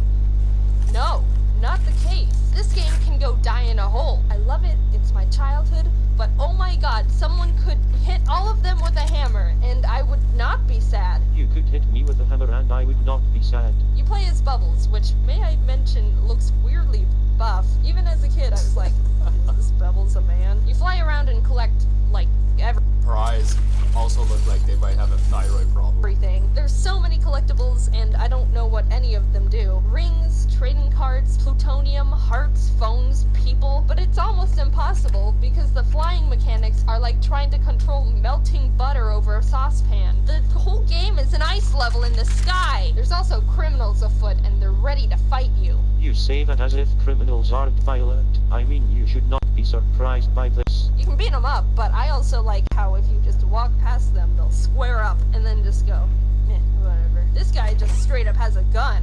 Alright, who gave the nerd a gun? Ow, ow, stop, ow, stop. Be careful who you call a nerd. Ah! Also, what the heck is that? Is he hitting me? I don't think he's hitting me. He's spinning angrily. Anyway, this game is bullcrap. Yeah, you don't want to mess with the octopus. Anyway, this game is bullcrap. The levels are huge and way too open for the screen size, so you get lost. Moving around is a nightmare. Things you need to do to progress are cryptic as heck. The first level, you've got to find a key after rescuing Miss Bellum. Where's the key? Under a secret cave that's almost invisible and hard to get to. That's not level 1 material. I hate that in video games, where they don't really give you a prompt or anything, and you just gotta kind of find a secret. It's ridiculous. It's ridiculous. Because me, being the idiot I am, it takes me forever, and I'll probably just end up rage quitting before I actually find the secret or whatever. Also, do you know how expensive, like, those kinds of games are? Like, the Game Boy Advance games and Game Boy Color games and whatnot? They're actually really expensive now. You'd think because they're so old that they'd be cheaper, but I guess they kind of moved into, like, the collectible era or whatever. And so they're actually, like, quite expensive. Why would you want to explore the area and find it on your own? Because the controls are garbage, and I'm honestly just trying to survive. I stopped playing after getting halfway through the second area because it's all way too difficult to figure out without a guide. I watched this guy stream the game to see if I was just being an idiot with video games, and he wasn't having much different of an experience, so I felt better about myself after that. Next game, SpongeBob Battle for Bikini Bottom. As a kid, I remember really liking this game, probably because SpongeBob was my favorite TV show, so I was excited to revisit it. Honestly, I didn't even know they made SpongeBob video games.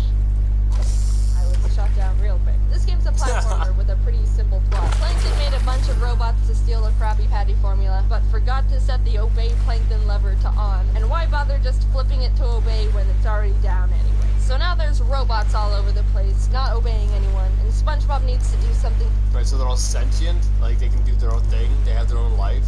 Some of them have jobs, family. About it because Mr. Krabs says they're staring away from him.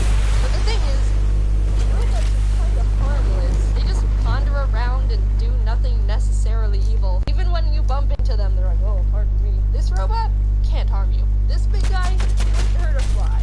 This one takes you to where you need to go. I don't see much of an issue here other than the fact there's just robots walking around. Exactly, let them be alone. Is that a fun plug? What am I saying? Okay. What was that? Does someone have a gun? Oh my god, this one's just a bazooka. So the majority of the enemies in the game aren't enemies. They're more just objects/platforms to help you get to the end of the level. But the thing about this game is that someone put the gravity to like 300%. SpongeBob can't jump high really are far enough to cover almost any ground, so most of the time you have to redo a bunch of stuff, because if you don't wait until the last little pixel of the platform, then you ain't making that jump. It's so tedious and adds a bunch of frustration. It just seems more realistic. Like, the gravity seems more realistic. I know a lot of video games don't have realistic gravity. To the game, not to mention the robots you're supposed to jump or stand on move so slow, and most of the time when you get to them, they're moving the opposite direction, so you have to wait for them to slowly float all the way back to you a decade later, only for you to miss the jump because the gravity is bricks. I played through the whole game, and the amount of times I died because I couldn't see the next platform, or had to take leaps of faith, or even just got hit with bullets out of nowhere was torture. Maybe, realistic gravity isn't necessarily what you want in a video game, you know? Camera, making me dizzy. Zoom the camera. I don't know where I can't. Oh my god. I thought the boss levels were decent. They're probably the easiest parts of the game, though. The Patrick robot was horrifying, and I don't want to see it ever again. I love this game. I have great memories playing it like 13 years ago, but right now, it's dead to me. Great game. I played it a bunch as a kid. It can burn in the ditch. Moving on to Barbie Groovy games. I know, it sounds weird. Jaden, why did you have a Barbie? Total side note, a lot of video games and stuff that you look back on and you have nostalgia for, a lot of those do not live up to expectations. Except for Minecraft. Minecraft is still as good as ever. It's awesome. But, you know, for the most part, a lot of video games that you look back on and you have nostalgia around, like, they're pretty trashy. No, I wasn't. My parents just gave it to me, and I played it because what else was I gonna do? Not play it? Unlike the other games I've talked about so far, this one's just a bunch of Barbie-themed minigames. Tic-tac-toe, rock, this weird horse racing version of Hangman, Connect 4. Fun fact about me, I will always lose at Connect 4. I think what happens is I just get too focused on what I'm doing to notice the other person winning. I suck at Connect 4 like a crowd. There's a bunch of other games on there, some suck more than others, but the one I remember the most as a kid was Barbie's version of Sleep. I always wondered who Dorothy's with types of games, but I guess now I have my answer. Congo Line. I'm not joking. They took Snake and were like, well, what if instead of a snake eating apples, it's a bunch of Barbies dancing in a Congo line? And they can like pick up Barbies along the way to make a longer line. I love it's stupid. It sounds complicated. It sounds more complicated. Like, is there in a conga line, are they moving around? So then it's like a moving snake game or whatever? And hilarious. And I can't get enough of it. Look at those moves. They are moving around, like it is. Having the time of their life in this. Oh, it's a snake game. Okay. I kind of like that concept, actually. For some reason, I don't know why. I was thinking it was the, Snakes and Ladders. That game? Like, the game where you, like... I don't know, it's been so long since I've played Snakes and Ladders. But, you know, it's a board game, and you're not really moving or anything. For some reason, I was thinking that instead it was a Congo line. And I'm like, oh, that doesn't make any sense. It's really complicated. But no, this makes complete sense. I like this, actually. Bedroom, I think. Also, when you miss one of the girls, it becomes a weird, like, cult dance. Imagine that scenario right there in real life. That's terrifying, and I want it to be real. So the first was pretty creepy. Fun. I lost at most of the other games against Teresa, but we don't need to talk about that. It's one of those pick up and put down wherever you want kind of games, and I understand why I liked it as a kid. Finally, we've gotten to the last game. This one's a bit different because it's a plug and play game. I had a couple of these as a kid. The SpongeBob plug and play and the Nicktoons plug and play. I had one weird plug and play game, but the plug and play game had a whole bunch of mini games associated with it. And there were a couple games in it, like a couple of the mini games that were actually like really fun. But other than that, most of the mini games just sucked. Also the Disney. Nicktoons plug and play was it's a fairly odd parents game that's kind of like Pac-Man, Jimmy Neutron game with ladders and aliens. It's alright. A SpongeBob board game thing you can play with friends. But the games that I wanted to talk about are the Rocket Power one and other SpongeBob games too. This is the better. Man, it really sounds like chicken is a gamer girl. I loved the Rocket Power one and would mainly play the plug and play just for this game. It's basically a top-down scroll game where you avoid obstacles, aim through flags, and grab collectibles for points. But that was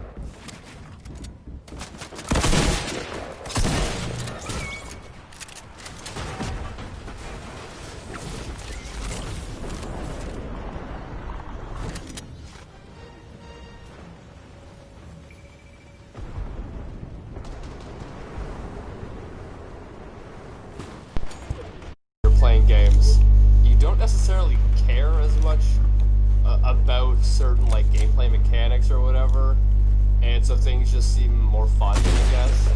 And then when you're an adult and you play, and you're like, well, what? This friggin' sucks. Maybe that's one reason why. I don't know.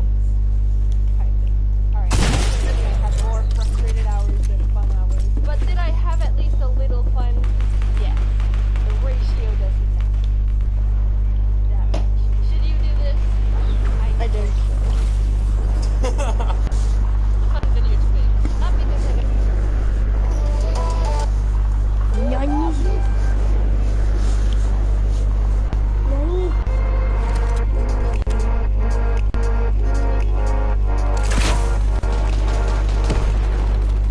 What's up, guys? I'm Charming today. I'm gonna react to Locked Out of My House by Jane Animations. I freaking love Jane Animations. And judging from this title alone, I can relate so much with this. I've had so many experiences getting locked out of my house, and it's quite interesting how I get back in, but I'll save that. Anyway, with that being said, the original link's in the description. Make sure you guys go subscribe to Jane Animations without any further ado. Let's begin. Welcome back to Jaden Doesn't Know How to Map Out Video Links. Okay, so here's the story from Japan. Getting home from Japan, I was gonna talk about. Oh yeah, that was so long ago. I totally forgot about that. Last video, but didn't. Please don't make fun of me. It was a long flight. I was very tired.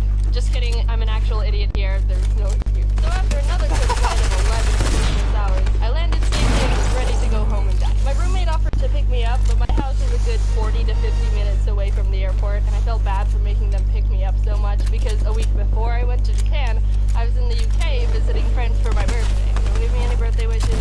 Man, she travels a lot. Also, yeah, I totally forgot that she was supposed to make a video talking about her getting home. That was September will be an embarrassment to the both of us. They'd already driven me to and from the airport 3 times in the past 3 weeks, and I didn't want them to use up any more of their time and gas. So I let them know I was just gonna grab an Uber, which worked out because... See, now, when it comes to, like, my friends, if I have to get them to take me somewhere that's really far away, I'm gonna compensate them for their time, you know? I'm gonna give them, like, I don't know, I'll give them gas money and money for their time. And I think that's definitely recommended in your situation as well. Because, you know, your friend's got other stuff to do. Wasting an hour to get to the airport and an hour back, that's 2 hours of time. That's a lot of gas money as well as just a person's time. They were invited to go get lunch with a friend and were worried about time overlap. Win-win. They get a nice lunch, I get in a stranger's car. Warning flag number 1. I never used Uber before. I have my own car. I usually don't use an app to find a guy with a weird R name to drive me around. 10 minutes of confused button pressing later. Ding! Your Uber will arrive in 5 minutes. I personally have never used Uber. I have my own car as well, but there's so many crazy Uber stories and Lyft stories now. And I don't like it. So sick. So sick. Why am I playing this stupid game? Bum, bum, bum, bum.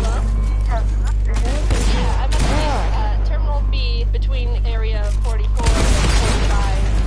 I don't see you. Are you near? Hello? Your Uber has canceled. What? If we were on a date and I was waiting at the table and you called me from outside the restaurant. Why did they cancel? You here? Yeah, I'm at the back. You can't stand me up like that. At least give me some more reason. Come on. Come back. Yes.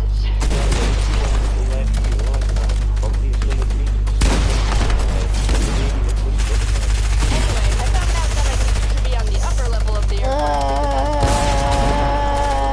What's sick? Why is there? He was on the Rajesh. Go up the stairs. Boom. Everyone's problem is solved here. Why did he tell you to do that? He's gonna waste money driving away. He's gonna waste gas driving away. I mean, he might as well wait a couple minutes, pick you up, drive away, and get some money for it. This is bad business there, Rajesh. Here's a bunch of money. When you think about it, Uber is kind of like the opposite of kidnapping.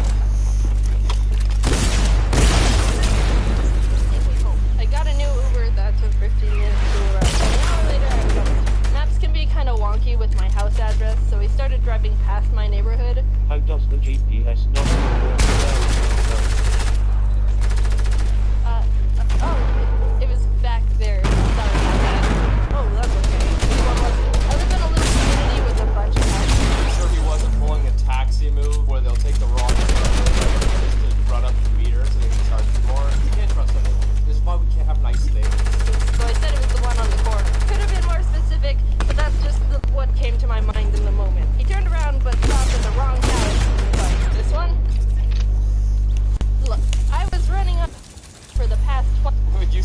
Yes? 20 hours, so my mush of a brain started being spazzy and socially anxious about the whole situation that wasn't even a situation. Almost all my brain cells were dead at this point, except for the one that ate grass in elementary school. Oh, you had to correct him because Google Maps is being weird?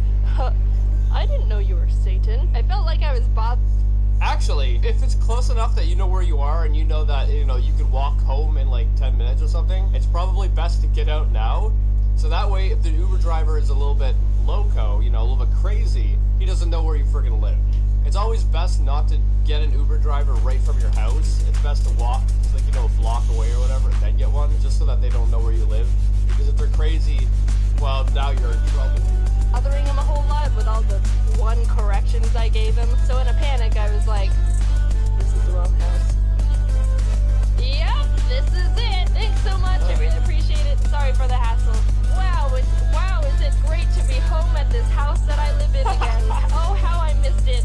The people who actually live there must think you're crazy or something. Because it's mine. I'm paying this guy. So it just accidentally stopped at the wrong one. The house is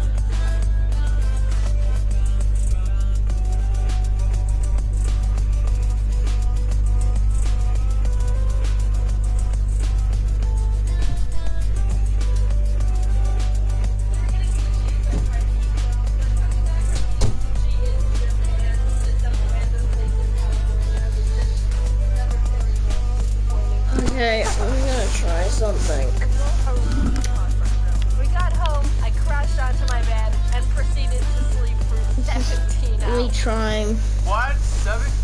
Oh! This is me trying, and if no one can hear me, then that's just bad luck for me. Specifically remember it well, because I was at a friend's house years and years and years ago. We went to bed at like 2 in the morning. We got up in the afternoon. That was insane. 12 hours of sleep. 17. There's no moral to the story. I just liked it. It makes me laugh because I'm being stupid. But if I were to make one up last minute, make sure you can get into your house without keys because you never know when you're gonna need to get. Or have a spare key, you know? Have a spare key somewhere hidden that only you would know where it is. So you can still have keys at home. In without keys. That was really bad. Oh well, sorry. I don't know what else you want from me. See you later, but not in my house because you can't get in. Ever since that incident, I've always left my house with my keys, which is honestly what I should have been doing from day one. But I too always.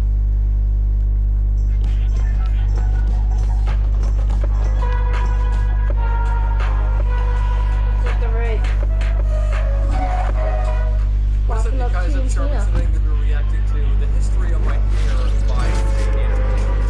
Now, this is going to be a difficult video to react to, just because I'm not showing my hair. So I don't necessarily want to give all the information away regarding my hair.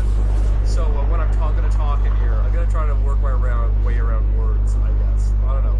It'll be interesting to see how this reaction goes. But anyway, with that being said, make sure you guys go subscribe to Jane Animations. Without any further ado, let's begin. hair is most often one of the most defining things someone can have to distinguish what kind of person they are. That's very, very, very cute. Like you see someone with jet black hair, kind of like just we're gonna style. host an event in Fortnite. He's sophisticated, It's like Asian, bald. like a non-official Yes, thank you. event. My mom's a hairdresser, so I've been Fortnite. lucky enough to never have to worry about haircuts. Ever. Free haircuts for life. That's the biggest product of having a hairdresser in America. Unless your hair doesn't look. Here you go, sweetie. I love you. You're so handsome. That'll be $20. That'll be $50. But mine does, so that sucks for you. I've never had anyone else cut my hair, and it wasn't until I moved to California that I realized I didn't trust anyone else to cut my hair. Like I said, hair is something that makes an impact on first impressions, and if you get a bad haircut, it's pretty much expressive. You didn't trust anyone else to cut your hair. I understand that, but I mean, at least go like look online, look at reviews of hair cutters, and make sure you go to a place that's you know, good. So at least that way you have some kind of trust. You know that they do a good job. Right? Hello, nice to meet you. Yes, I do make bad decisions. I've got really dummy thick hair, in a lot of it. People often give me compliments on my dummy thick hair, but it's really not as great as you think. It's like senior television.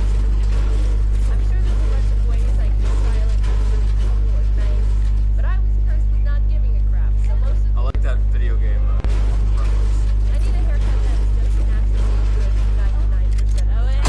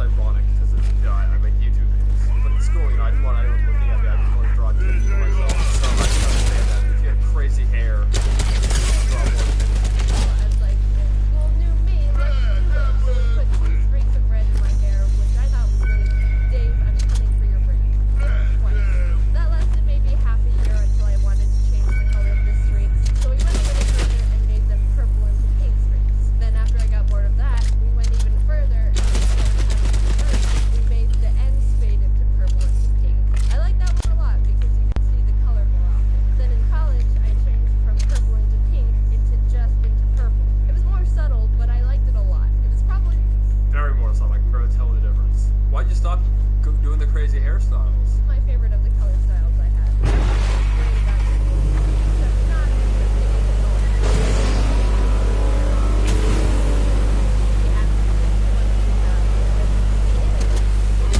I'm sure a lot more than one.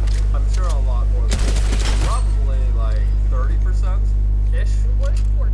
And you know the hell of maintaining colored hair. Right after you get it done, you take a shower and all of a sudden the dye is staining the water and the bathroom and literally everything. Goodbye, white towels. I never trusted you anyway. You go to sleep with damp hair. Oh, I didn't know the white pillowcase I own is actually a quarter purpley pink exactly where I put my head. Now it's time to dye the whole pillowcase. If you just dye it the color of your hair, then there's no problem, right? But yeah, I never dyed my hair. I didn't want attention. But I can see how it would be a problem, especially if it's like a 20K. After like a week or two, it started just straight up looking bad. Everything was faded and it looked like nothing was wrong.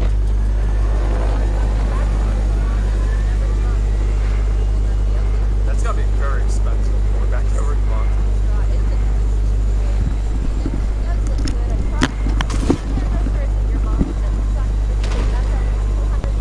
Exactly. That's a huge expense. Like that's like having a full-time, I don't know, hobby of some sort.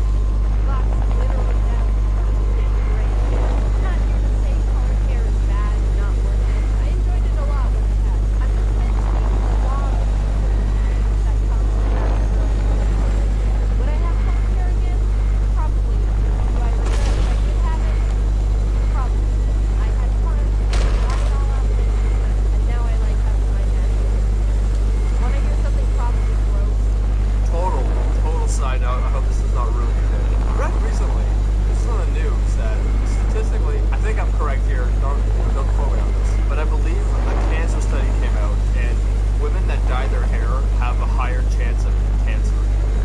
I hope that doesn't ruin your day, go look it up, but I believe that study just came out in the last couple of weeks. No, wait, please don't leave. One time when I was a kid, it was Sunday morning, and I went to my parents' room to watch cartoons on their TV, and as I got onto their bed to get comfy, I felt something weird tickly on my leg. So I looked to see what it was, and somehow one of my mom's hairs was thick enough to pierce through a shallow part of my skin and out again. So it's like I sewed my leg with one of my mom's hairs. It didn't really bother me, I just pulled it out. Wait, it went through your leg? I didn't even catch that. I thought it went through like a sheet. It went through your leg? How? How weak is your skin? Or how incredibly strong is your mother's hair?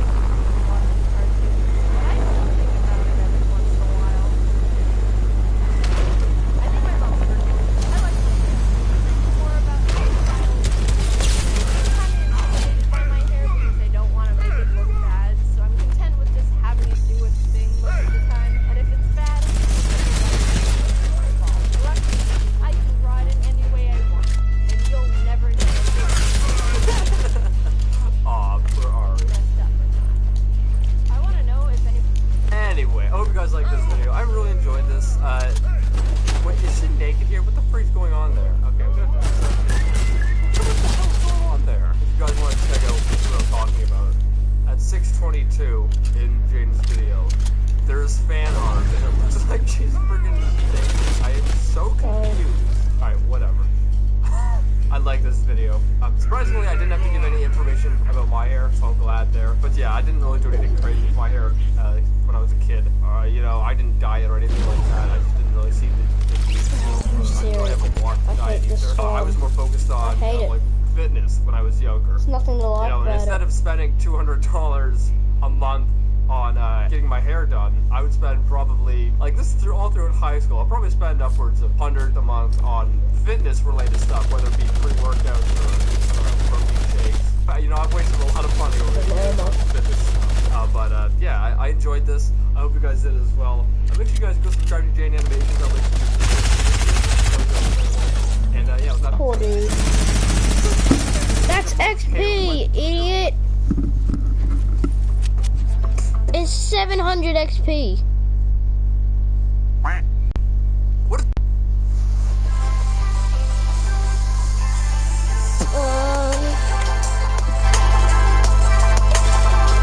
Boy, actually had 2 people on the stream.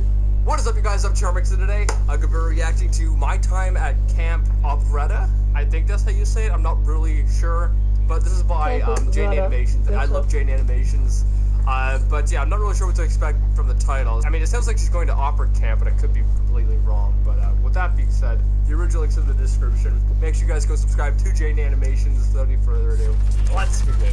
My mom put me in a lot of extracurricular activities when I was growing up, like I've mentioned before. And one I haven't talked about yet was the summer camp called Camp Operetta. When I was the ripe age of 8... So it is Operetta. It's a weird name. My mom decided I wasn't enough of a versatile super child yet, and it was time for me to dip my toes into the showbiz puddle that is musical theater. I did piano and stuff, but I've never been interested in the performing arts. So when my mom asked me if I wanted to do this Camp Operetta thing during the summer, I was like, okay. You just agreed to it? Is this? Look, I just agreed with anything my parents told me as a kid. I didn't know I could actually have an opinion. I'm assuming that most of you don't know what Camp Operetta is because I googled it and got no results. To be fair, it was a one-off indie camp one of the local elementary schools just did. So, basically Camp Operetta was for young artsy theater kids and would start off by sitting in a group and reading a picture book. Then everyone works together to rewrite it into a musical play to perform in front of the parents at the... A picture book? How old are we talking about? The camp. And then what should the tiger say? They say the F word. Then we all get assigned roles for the play, write the music, and make the costume set. It was actually really fun, and I look forward to it a lot. Also, when I say write music, I mean the teachers tell us how to play nursery songs on xylophones in those colored plastic tubes. We weren't dropping fire in 4th grade. The first year I did Camp Operetta, the book we were supposed to theaterize was... I can't remember. I just know it was about a bunch of animals in the jungle. A bunch of animals in the jungle? Are we talking about the Lion King? And I wanted to land the role of cheetah because I thought cheetahs were cool. And obviously, I'm the best cheetah out of all you losers. She wasn't the main character, but I've never been a main character kind of guy. I'm the I can't cope with #1 spots because the expectation, spotlight, and stress is enough to break me kind of guy. So that's why I'm always happy to sit at, like, #2 in most things. I guess I'm kind of like this, too. Yeah, if you're #1, a lot of focus is on you, and pressure and stress. I don't freaking need that! Proves, hey, I'm talented and hardworking enough to land an important and high-up role, without complete judgment and pressure of being at the top with everyone waiting for you to mess something up. Bit of a depressing life hack for you guys. Spoiler alert, That's really kind of like, you know, PewDiePie being #1, and how the media is always just waiting for him to mess up so they can come and attack him. And he says he would actually even prefer to be #2 or something else where the media isn't as focused on him. I think that's a good example. Nailed the audition and reeled myself in the role of cheetah. The catch was there were too many kids in the camp for the amount of characters in the play. So what the teachers decided we'd do was assign 2 people per character and then halfway through the play switch out tasks. The girl who landed cheetah 2 was this one girl who I don't remember the name of, but I thought she was super cool because she only had 1 arm. It's a good thing the teachers didn't care that the 2 kids who shared a role didn't have to look similar because they'd either have to dye her hair dark brown and give her a fake arm, make her look Asian somehow, or chop one of my arms off. We made masks out of paper plates, painted a jungle scenery on big sheets of paper for the background. I think the costumes were made of paper too. Look, they didn't have much money. I remember one day I decided I wanted to bring my favorite stuffed animal to camp with me and show him off to the other kids. It was this stuffed mouse I got at a bookstore I named Raoul, spelled R-A-O-O-L-E, because that was 8-year-old me trying my best. I brought out Raoul during lunch/break time and we all started playing with him. We stood in a big circle and talked. Alright, who breaks it? Who breaks it? Which one do you think breaks it? Some hot potato style to each other, and after a few minutes of this, I went to go use the bathroom real quick. Raoul's always been really special to me because he was the first purchase I made completely on my own without my parents' permission. I think the first name I got without my parents' permission was 3 bucks. Am I right, fellow gamers? At the end of the school year, if you read enough books and took a little test to prove you read it, you'd get to go on a field trip to a bookstore. And I, being the bookworm I am, barely scraped in by reading the bare minimum amount of books to make it. In a desperate attempt to make the cut in time, I even requested a bunch of random book tests. In some miracle, I'd guess enough answers right to pass and get points for. Okay, wait a minute. What are those books called which they give you a summary of the book? I don't know what they're called, but like there's a type of book that exists, and basically I don't even think it's a book, but it's like a summary of a book. So you could read it and you would know exactly what happens in, you know, a certain book and you don't actually have to read that book. One of my friends never reads books, and like all throughout school, you know, she would never read books, but she would read these weird, like, I don't know what they're freaking called, these weird like report or whatever of the book that she's supposed to read, and it would tell her everything she needs to know. So she would just read this report thing, and then she would go into like an exam or test or whatever, and then she would just use the knowledge from that like summary to write about the book. And she passed with like, you know, better grades than I believe. So you don't have to read technically. It's a little life hack for you. It was pathetic, and it worked. Hell yeah, suckers! I totally earned this trip. Woo! The purpose of the trip was for kids to get excited about reading and buy some books they'd read over summer break. So I walked around the bookstore, looked at the books that people were talking about, skimmed the new releases, and then bought a mouse because I don't like reading. And I was really excited about it because it was my first 100% own personal choice. I didn't have to go, Mommy, can I get this? I made my own decision. With their money. Since that field trip... With their money, okay. With their money. Okay, that changes. I took Raoul everywhere, and he's always been my favorite stuffed animal and super special to me. And let me guess, one of the kids ruined it. Hey, we ripped his foot off. So yep, there you go. 2 minutes I was gone taking a pee. The kids got so rambunctious that they ripped Raoul's foot off, and all the frickin' beans were spilling all out the gash. Aw, no, this is so sad. Why you gotta make him cry? What the frick? You barbarian! I immediately put Raoul back in my bag, upside down, so no more beans spilled out. But I wasn't really that upset about it. For some sixth sense reason, while I was in the bathroom, I actually thought to myself, they're gonna rip him open somehow. And they did. I was cool, and we were all able to joke about it. The beans that spilled out looked like little eggs, so we were like, oh, he's laying eggs. Oh. After camp, my mom was able to stitch him back up, too, so he's all good. Look, here he is. You still have him? Doing good. Anyway, we kept working on the play, finished getting the show set up, practiced our lines, and after a couple weeks, we were ready to perform in front of the parents. And I think it went really well. I honestly don't remember anything about it, but my parents are sending videotape footage they took of it, so here's some of that.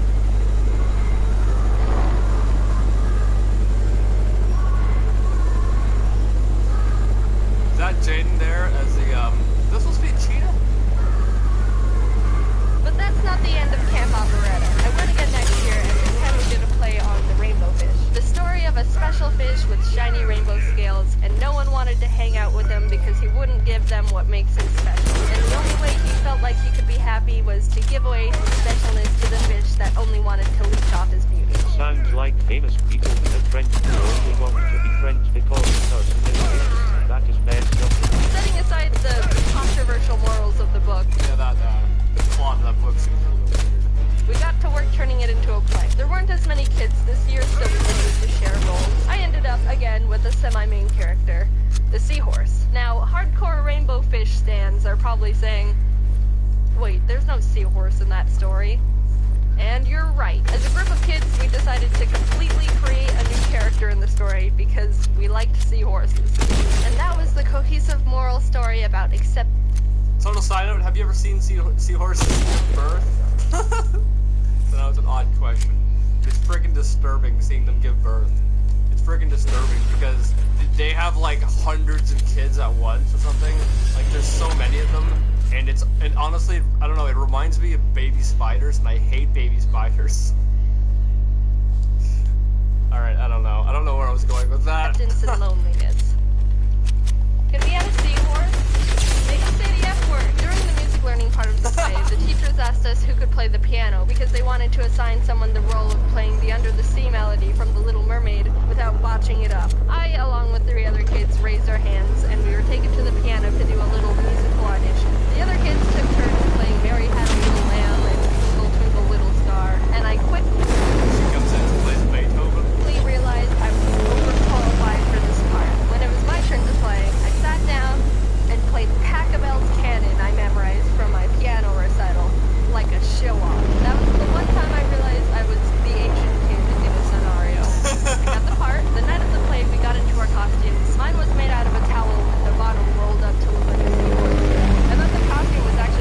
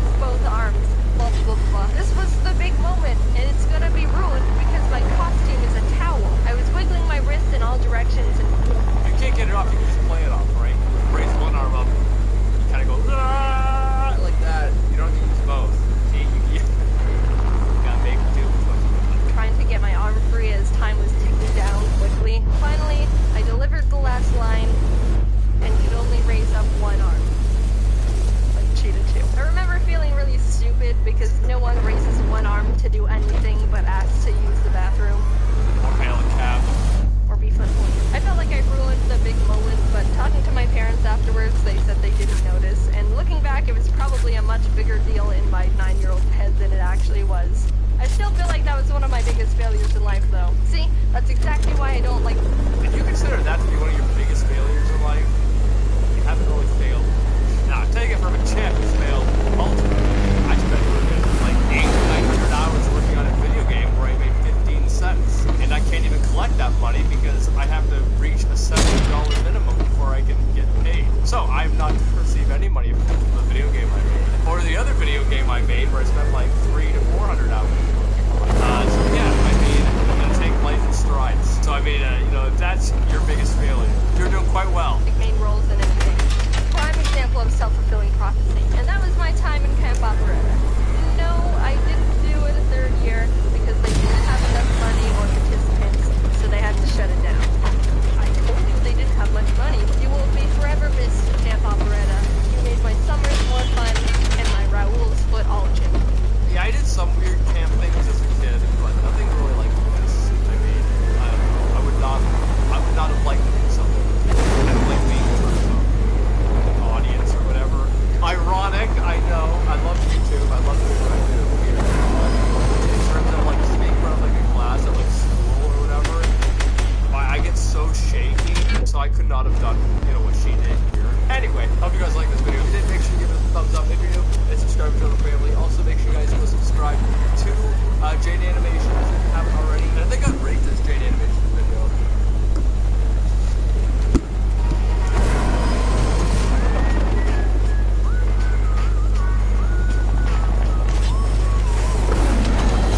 What is up, you guys? I'm Charlie. Today, I'm going to be reacting to My Childhood Stories by Jade Animations. Now, I can't wait for this. I'm really liking Jade Animations and Jade Animations animation. And so, hoping this is going to be quite funny. And with that being said, the original links in the description. I also have an insane amount of childhood stories. Like, I think my childhood stories outweigh my current, like, more adult stories than anything. So I could probably relate a lot with this. Because I did a lot of crap as a kid. Yeah, anyway, with that being said, the original links in the description. Without any further ado, let's begin. Okay, I'm ready for this. I have been waiting for this all my life. What are you talking about? You've been in this basement all your life. I was a child once. Alright, into the stories. I was a good kid growing up. I did what my parents said, followed their rules, ate what they put on my plate, maybe a bit too well. Flashback to the green bean incident. My mom told me that when I was a small toddler, sometimes I'd have horrible tantrums and rip all the sheets off my bed and sweep everything on my shelves onto the floor in an emotional outrage. Now, I have anger problems. I'll admit that. But I don't think I ever had that kind of anger problems as a young kid. Even if I did have them that bad, I never did that kind of stuff because then, you know, I would have to put it back. She'd have to crack my door open afterwards and say, "Are you done?" So she could help me put everything back. If I wasn't, she'd lock me in my room for a bit longer as I continued being an indignant little tornado and try again in 10 minutes. I've grown out of that phase, luckily. I'm so conditioned to want to follow the rules and not do anything bad that people on multiple occasions have told me, "Jaden, you're so good all the time. You've got to be rebellious every once in a while." And I say, no. Is that a start? I was such an obedient kid, I've only been grounded once in my entire life. That's Yeah, I don't think I've ever been grounded. I don't think I've ever been grounded. Like, I was a reasonably obedient kid. Well, I mean, I did misbehave a lot, not.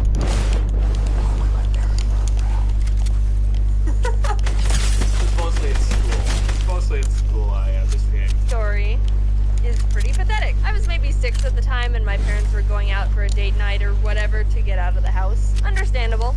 Jax was a pretty exhausting kid to deal with, so they left us with a babysitter. Now, as a kid, having a babysitter is emotionally conflicting. On one hand, you don't want this rando middle school kid to be telling you what to do. Go to bed. You're not my mom. You're not even old enough to go to the bathroom at school without asking for permission. Don't tell me what to do. But on the other hand, babysitters let you get away with way more than your parents. Oh, yeah, Mom always lets us have 3 Oreos. It's okay. It's fine, don't worry.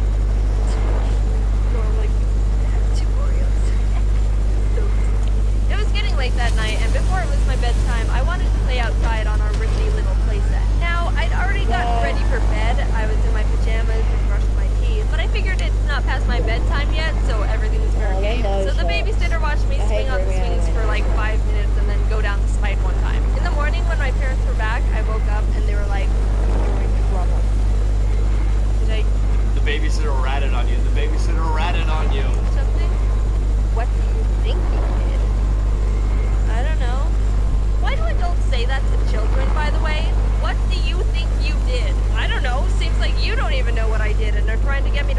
I know, it's so true. It's so true. I can't stand it. Or another thing that's kind of basically the same as this is spelling. Like when I was really younger, I mean, it still happens. I don't think it happens that much nowadays because I just use Google or my phone to learn how to spell, to search up how to spell things properly. But like way back in school, I would ask my dad, you know, oh, how do you spell zero or something like that, right? And then he'd be like, how do you think you spell it? If I knew, I wouldn't be asking you, okay? Like, it made me so mad, and it still does. It still does. If I gotta calm down. Yeah, it makes me mad. It makes me mad. Like, if I knew how to spell the word, I wouldn't ask you how to spell the word. Oh man, I'm getting riled up. I'm getting riled up. Found myself out. The babysitter told us that last night you played in the backyard in your pajamas. What? We don't want you playing outside in your pajamas. You're grounded tomorrow. Aww. What the? So I was grounded for a day because I played. Did she actually swear there? I don't think I've ever heard Jade Animation swear. Outside in my pajamas. But I cheated like 5 minutes of TV by sneak watching from around the corner, so who's the rebellious one now? There's this golf course a block or two down from my house that had a little lake, and my dad and I would ride our bikes to it every once in a while to feed the ducks. Also, yes, I know ducks shouldn't eat bread. You didn't know that. Don't feed wild ducks bread. Candy bars. We were feeding the ducks, minding our own business, when all of a sudden we hear from across the lake, Mabel! Mabel! There's a neighborhood of houses next to the golf course so people could look out and see the golfers. And in the distance across the lake, some lady was yelling, Mabel! Mabel! Wonder where Mabel is. Mabel, get over here! What are you doing? Oh, did she think you were Mabel? Oh, she must be a crazy lady. Someone who's just, you know, lost her mind with age, as it happens. You better run, she's gonna try to, like, kidnap you or something. Also, whoever thought putting houses beside a golf course was a good idea? I mean, sure, it might, you know, if you're in the house, it might look nice. You know, you got these green, grassy hills and whatnot. But you're gonna have stray balls flying into your windows and breaking things. And I believe Blasphemous HD, who is another reactor, he is, but he doesn't really do much anymore. But I think he actually lives like right beside a golf course. I think he made a video saying he had like some strangers coming into his property or onto his property to look for balls that were shot onto it. Like, putting a house beside a golf course is just a bad idea. Oh, she's talking to me. Mabel, you're in so much trouble! My dad and I didn't know what to do. This lady in the distance thought I was Mabel when I was not Mabel. I am Jaden, but she didn't know that. Run away! Mabel, what are you doing? Get back here! We pedaled away. Now, let's put ourselves in the point of view of this lady across the lake. She walks out into her backyard. What a wonderful evening. I think I'm gonna treat myself to some relaxation time out in my backyard. Working my 9-to-5 job and managing 3 children as a single mom sure is hard. Oh wait, this was like a young lady? I thought it was like an old lady. You know, someone who gets dementia. Because then, you know, them thinking you're someone else, that's excusable. But if it's like a 40-year-old mother of 4 or whatever, I don't know how you mess up this bad. Work, especially since my doctor says I need to lower my stress because it's starting to take a toll on my depression. Okay, maybe a bit too much creative interpretation. She's in the backyard, she looks out across the lake, and what? Who's that? Is that little old Mabel across the lake? How'd she get there? And wait, is that a strange man with her? What the? Mabel, what are you doing? Get over here! That girl is in so much trouble when she gets back home. I've told her so many times about the dangers of... Is she running away with him? I hope Mabel wasn't in too much trouble when she got back home. Sorry, Mabel. This story didn't happen necessarily. Yeah, could you... Man, that lady, could you imagine her perspective of, you know, her daughter, what she thinks is a daughter, is going away with some old man? Like, that's a nightmare. If that lady wasn't on meds before, she sure is on them now. During my childhood, more teenagehood, but but I think it's kind of funny, so I'm telling it. I went ice skating with a couple of friends one winter, maybe when I was 15, 16. It was busy, but not too busy. Side note, one time my friend invited me to go ice skating, and we were the only two there. It was dope, but also felt like a weird ice rink Twilight Zone. Anyway, so we were skating around, you know, like what we went there to do. I'm not anywhere near close to a good ice skater, but I hadn't fallen on my butt or head, so I considered it a successful day. After a while, we decided to do one more loop around the rink, and right before we were done, this little boy skates up to me. I wasn't very old at the time, but he was definitely younger than me, maybe 13 or something, I don't know. I looked down at him confused, and he goes, "I like your hat." Oh, by the way, I was wearing a knitted hat that looked like a raccoon, so it was a good hat. "Will you hold something for me?" Oh, okay. And I'll never forget what he says. This is possibly one of the smoothest things I've ever heard from a little 13-year-old boy. Wait, so this little 13-year-old's hitting on you? How old were you at the time? So he goes, "Will you hold something for me?" And I go, like, okay, what is it? And he goes, "My hand." I had no expectations on what he was gonna say, but that one definitely caught me off guard. I was so startled by his, what would you even call that? Pickup line request that I... Yeah, basically. How old was she at this time? Because this kid was 13 and she was, what, like 17 or something? No. Stumbled back, forgetting I was on ice skates. I didn't fall, but I definitely did one of those weird twisty maneuvers that your body pulls when it's off balance and trying not to fall down. The boy skated off because I think he wasn't expecting to actually physically startle me. Thinking about it, if you were to try and use a pickup line on someone and their immediate response is to be so surprised they almost fall backwards, I'm just gonna say the season's much more easier. That's basically an automatic no. I'll be right your back. request. to interpret that.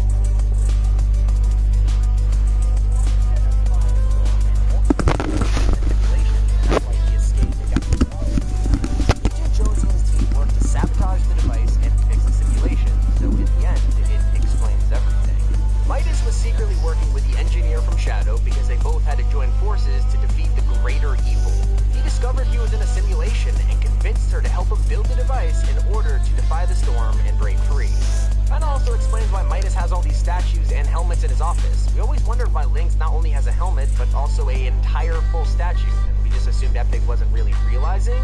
But what if that was how Midas discovered he was in the simulation? Think about it. If Midas killed Lynx, turned her helmet to gold, and then the loop happened again, causing everyone to respawn, it's possible he would then realize that he was in a loop in the first place. Kinda cool to actually connect the dots with the entire timeline of Midas's plan. It would also explain why it was codenamed the Doomsday Device, because Midas intended to destroy the simulation entirely. So we looked into it, and it seems that a resonator actuator is a real thing in things like smartphones, consoles, cars, and more for vibrations and haptic feedback. That's obviously talking about Jonesy's conversation, but here's the thing. It looks like the wall of water that he talked about is only gonna hold for a few days, and that's a big problem. We have 48 hours until this system fails and the tidal wave around us collapses, causing the Great Flood of Season 3. Finally, a secret worth keeping your eye on was the clocks in his office. If you paid attention, you might have noticed that the clocks actually changed every time we teleported to the office. The first time showed 2:55 p.m. Then we returned to the island for 2 minutes, and when we came back, the time showed 3:40 p.m. It confirms that the office has a separate time scale to the one on the island, proving that one is reality and one is a simulation. Something like this can only be done on purpose. But before moving away from this office, it's time we talked about all the unreleased tease content and all of the secrets and Easter eggs you probably missed. And that starts with first-person mode. Yeah, you heard that right. One of the main takeaways from the Agent Jonesy cutscene is that Fortnite has been working on a brand new first-person mode. While you first think, oh, but first person has been in Save the World for a while, and that's probably what Epic used here, well, think again. Fortnite usually tests brand new features through live events, as proven with like the swimming underwater during Astronomical, or pushing the rooms to the vault with Universal Help. Because of this, it would make sense to say that this event would have been used to test a brand new first-person mode for Fortnite. And that's not just me speculating. Some people were actually glitched after the event ended and they were stuck inside of the first-person mode. And while you'd expect it to break and look all clunky, it worked like a charm. Like you can actually see and use your weapons without it glitching and, like I said, looking that clunky, weird way that you wouldn't expect it to. I'm certain Epic is working on a first-person mode for us to either toggle in the settings or more than likely be an LTM in the future. We've speculated about this for actual years now, but there's so much more you missed. The Storm Tidal Wave. If you haven't realized it yet, the storm has turned into a giant tidal wave that you could actually swim in. I think it might be a good change for the game, since swimming is faster than walking, which means that you'll be taking way less storm damage. You can also swim while you're knocked now, which is really going to come in handy if you ever get downed in the storm. Inside of this giant tidal wave, you could actually spot a couple secrets as well. The first being the massive sharks. These are most likely the same ones that we mentioned before, the rideable shark vehicle coming in Season 3. You may have also noticed the Deadpool yacht riding the very top of this tidal wave. It looks like he survived, but let's just hope he's doing okay up there. The first Season 3 teaser. Yep, we have our first official teaser for Fortnite Season 3, which goes live on Wednesday, June 17th. You can take a look here, and it's a trident. This officially confirms the League of Aquaman is part of the Battle Pass for the special skin. And if it isn't Aquaman, then possibly some kind of Poseidon skin, but it's most likely going to be an Aquaman skin as we revealed in the original Season 3 leaks. The first teaser showed off a part of the trident, and then people with creator codes got sent the second full image instead. Here it is, Aquaman's trident. I mean, I can't wait to see what the skin looks like, as well as the rest of the Season 3 Battle Pass. Super excited. But that's not the only unreleased content yet. Custom crosshairs. As I said earlier, Fortnite likes to test new features during live events, so it's no surprise that another small detail that only a few picked up on was the potential tease at custom crosshairs. During the event, right before we entered the office for a second time, there was a short moment when our screens started to glitch out, colors began scrambling. During this time, crosshairs returned to the screen and actually started changing colors. A couple months ago, a pretty neat trick was found in Creative that allowed you to create your own custom crosshair with any color. Since then, the community has been asking non-stop for this feature to come to the game. It was only a really tiny detail, and if you didn't really notice it, you missed it, but let's hope this is Epic teasing custom crosshairs in Season 3.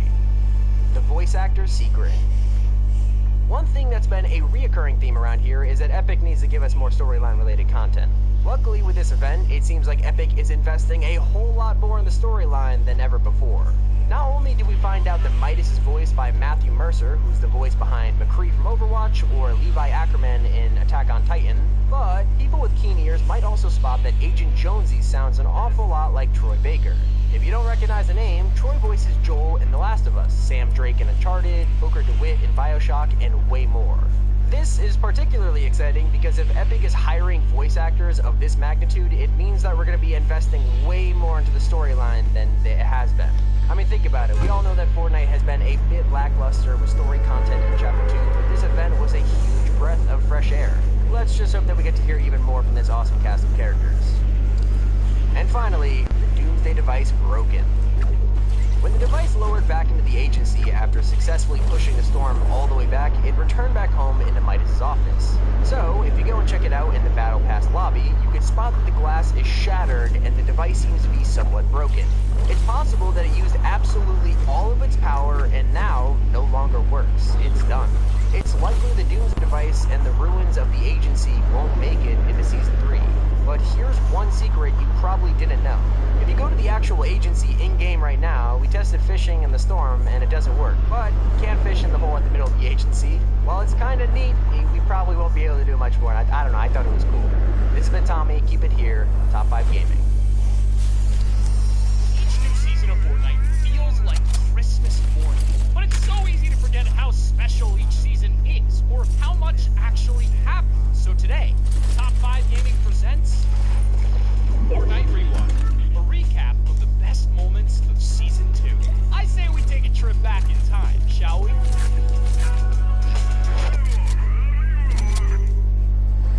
February 20th, Season 2 begins.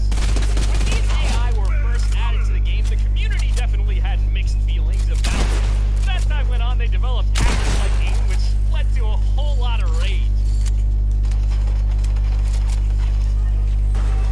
I took out all them players, but I couldn't take out the one that had the aimbot. Made it. What? Yeah. And it also led to a lot of confusion.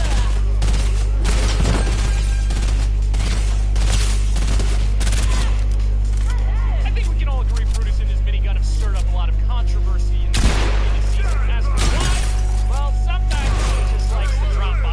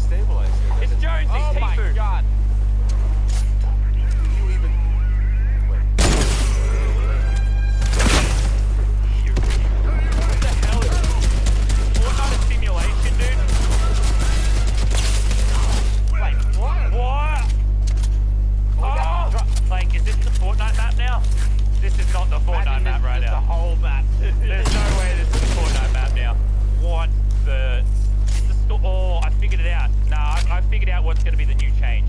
The storm's going to be the ocean. I figured it out. Oh, true. That's the new change in the new season. Alright, is that it though?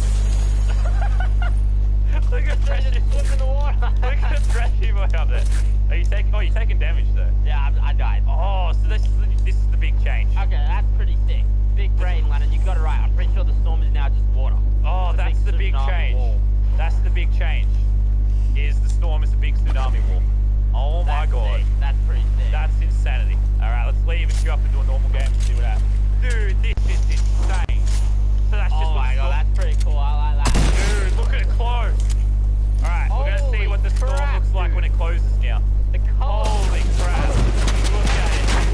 That thing's zipping. What are you doing, buddy? You can do it. Oh, what the hell just happened? Oh. Yeah, let's go. Alright. Oh. Hey, that gets us up. Okay, I got the glider bug. Oh, I'm in. I'm in. Oh, you can go up. Go up. I can't go up. I can't go up. You can't swim up, apparently. Alright, well, what happens when I do this? Whoa, it pushes you a goddamn far away. Oh my god, what? That's insane. Cool. I like this new storm. Alright, actually, that might be me, chat. We'll have a better look at it tomorrow. I'll probably make a video on it. I appreciate you watching it with me. This is epic. This was very epic. Definitely epic games. No. What's up, guys? Yes. Welcome to the Chapter 2 Season 3 event. Let's just say it involves a lot of water. Hope you guys enjoy. Alright, let's go. It was... Right now. Oh my god. Okay, what's happening? Holy crap. They're all coming out one by one. Whoa. Big purple tentacles. Big purple tentacles, alright. Very exciting. What's gonna happen with these tentacles? I don't understand. Alright, they're all up by the looks of it. What is... Oh, no, the H is gone. It's done. What the hell? H is going Super Saiyan, dude. It's going Super Saiyan. The H is going Super Saiyan. Oh. Okay, it's getting a little dark. Getting a little... Okay, is that it? It better not just be agency. Yeah, I think I got mine on the stream. Yeeted itself. Good stuff. What? I'll still be getting XP, but I just don't want to live stream anymore.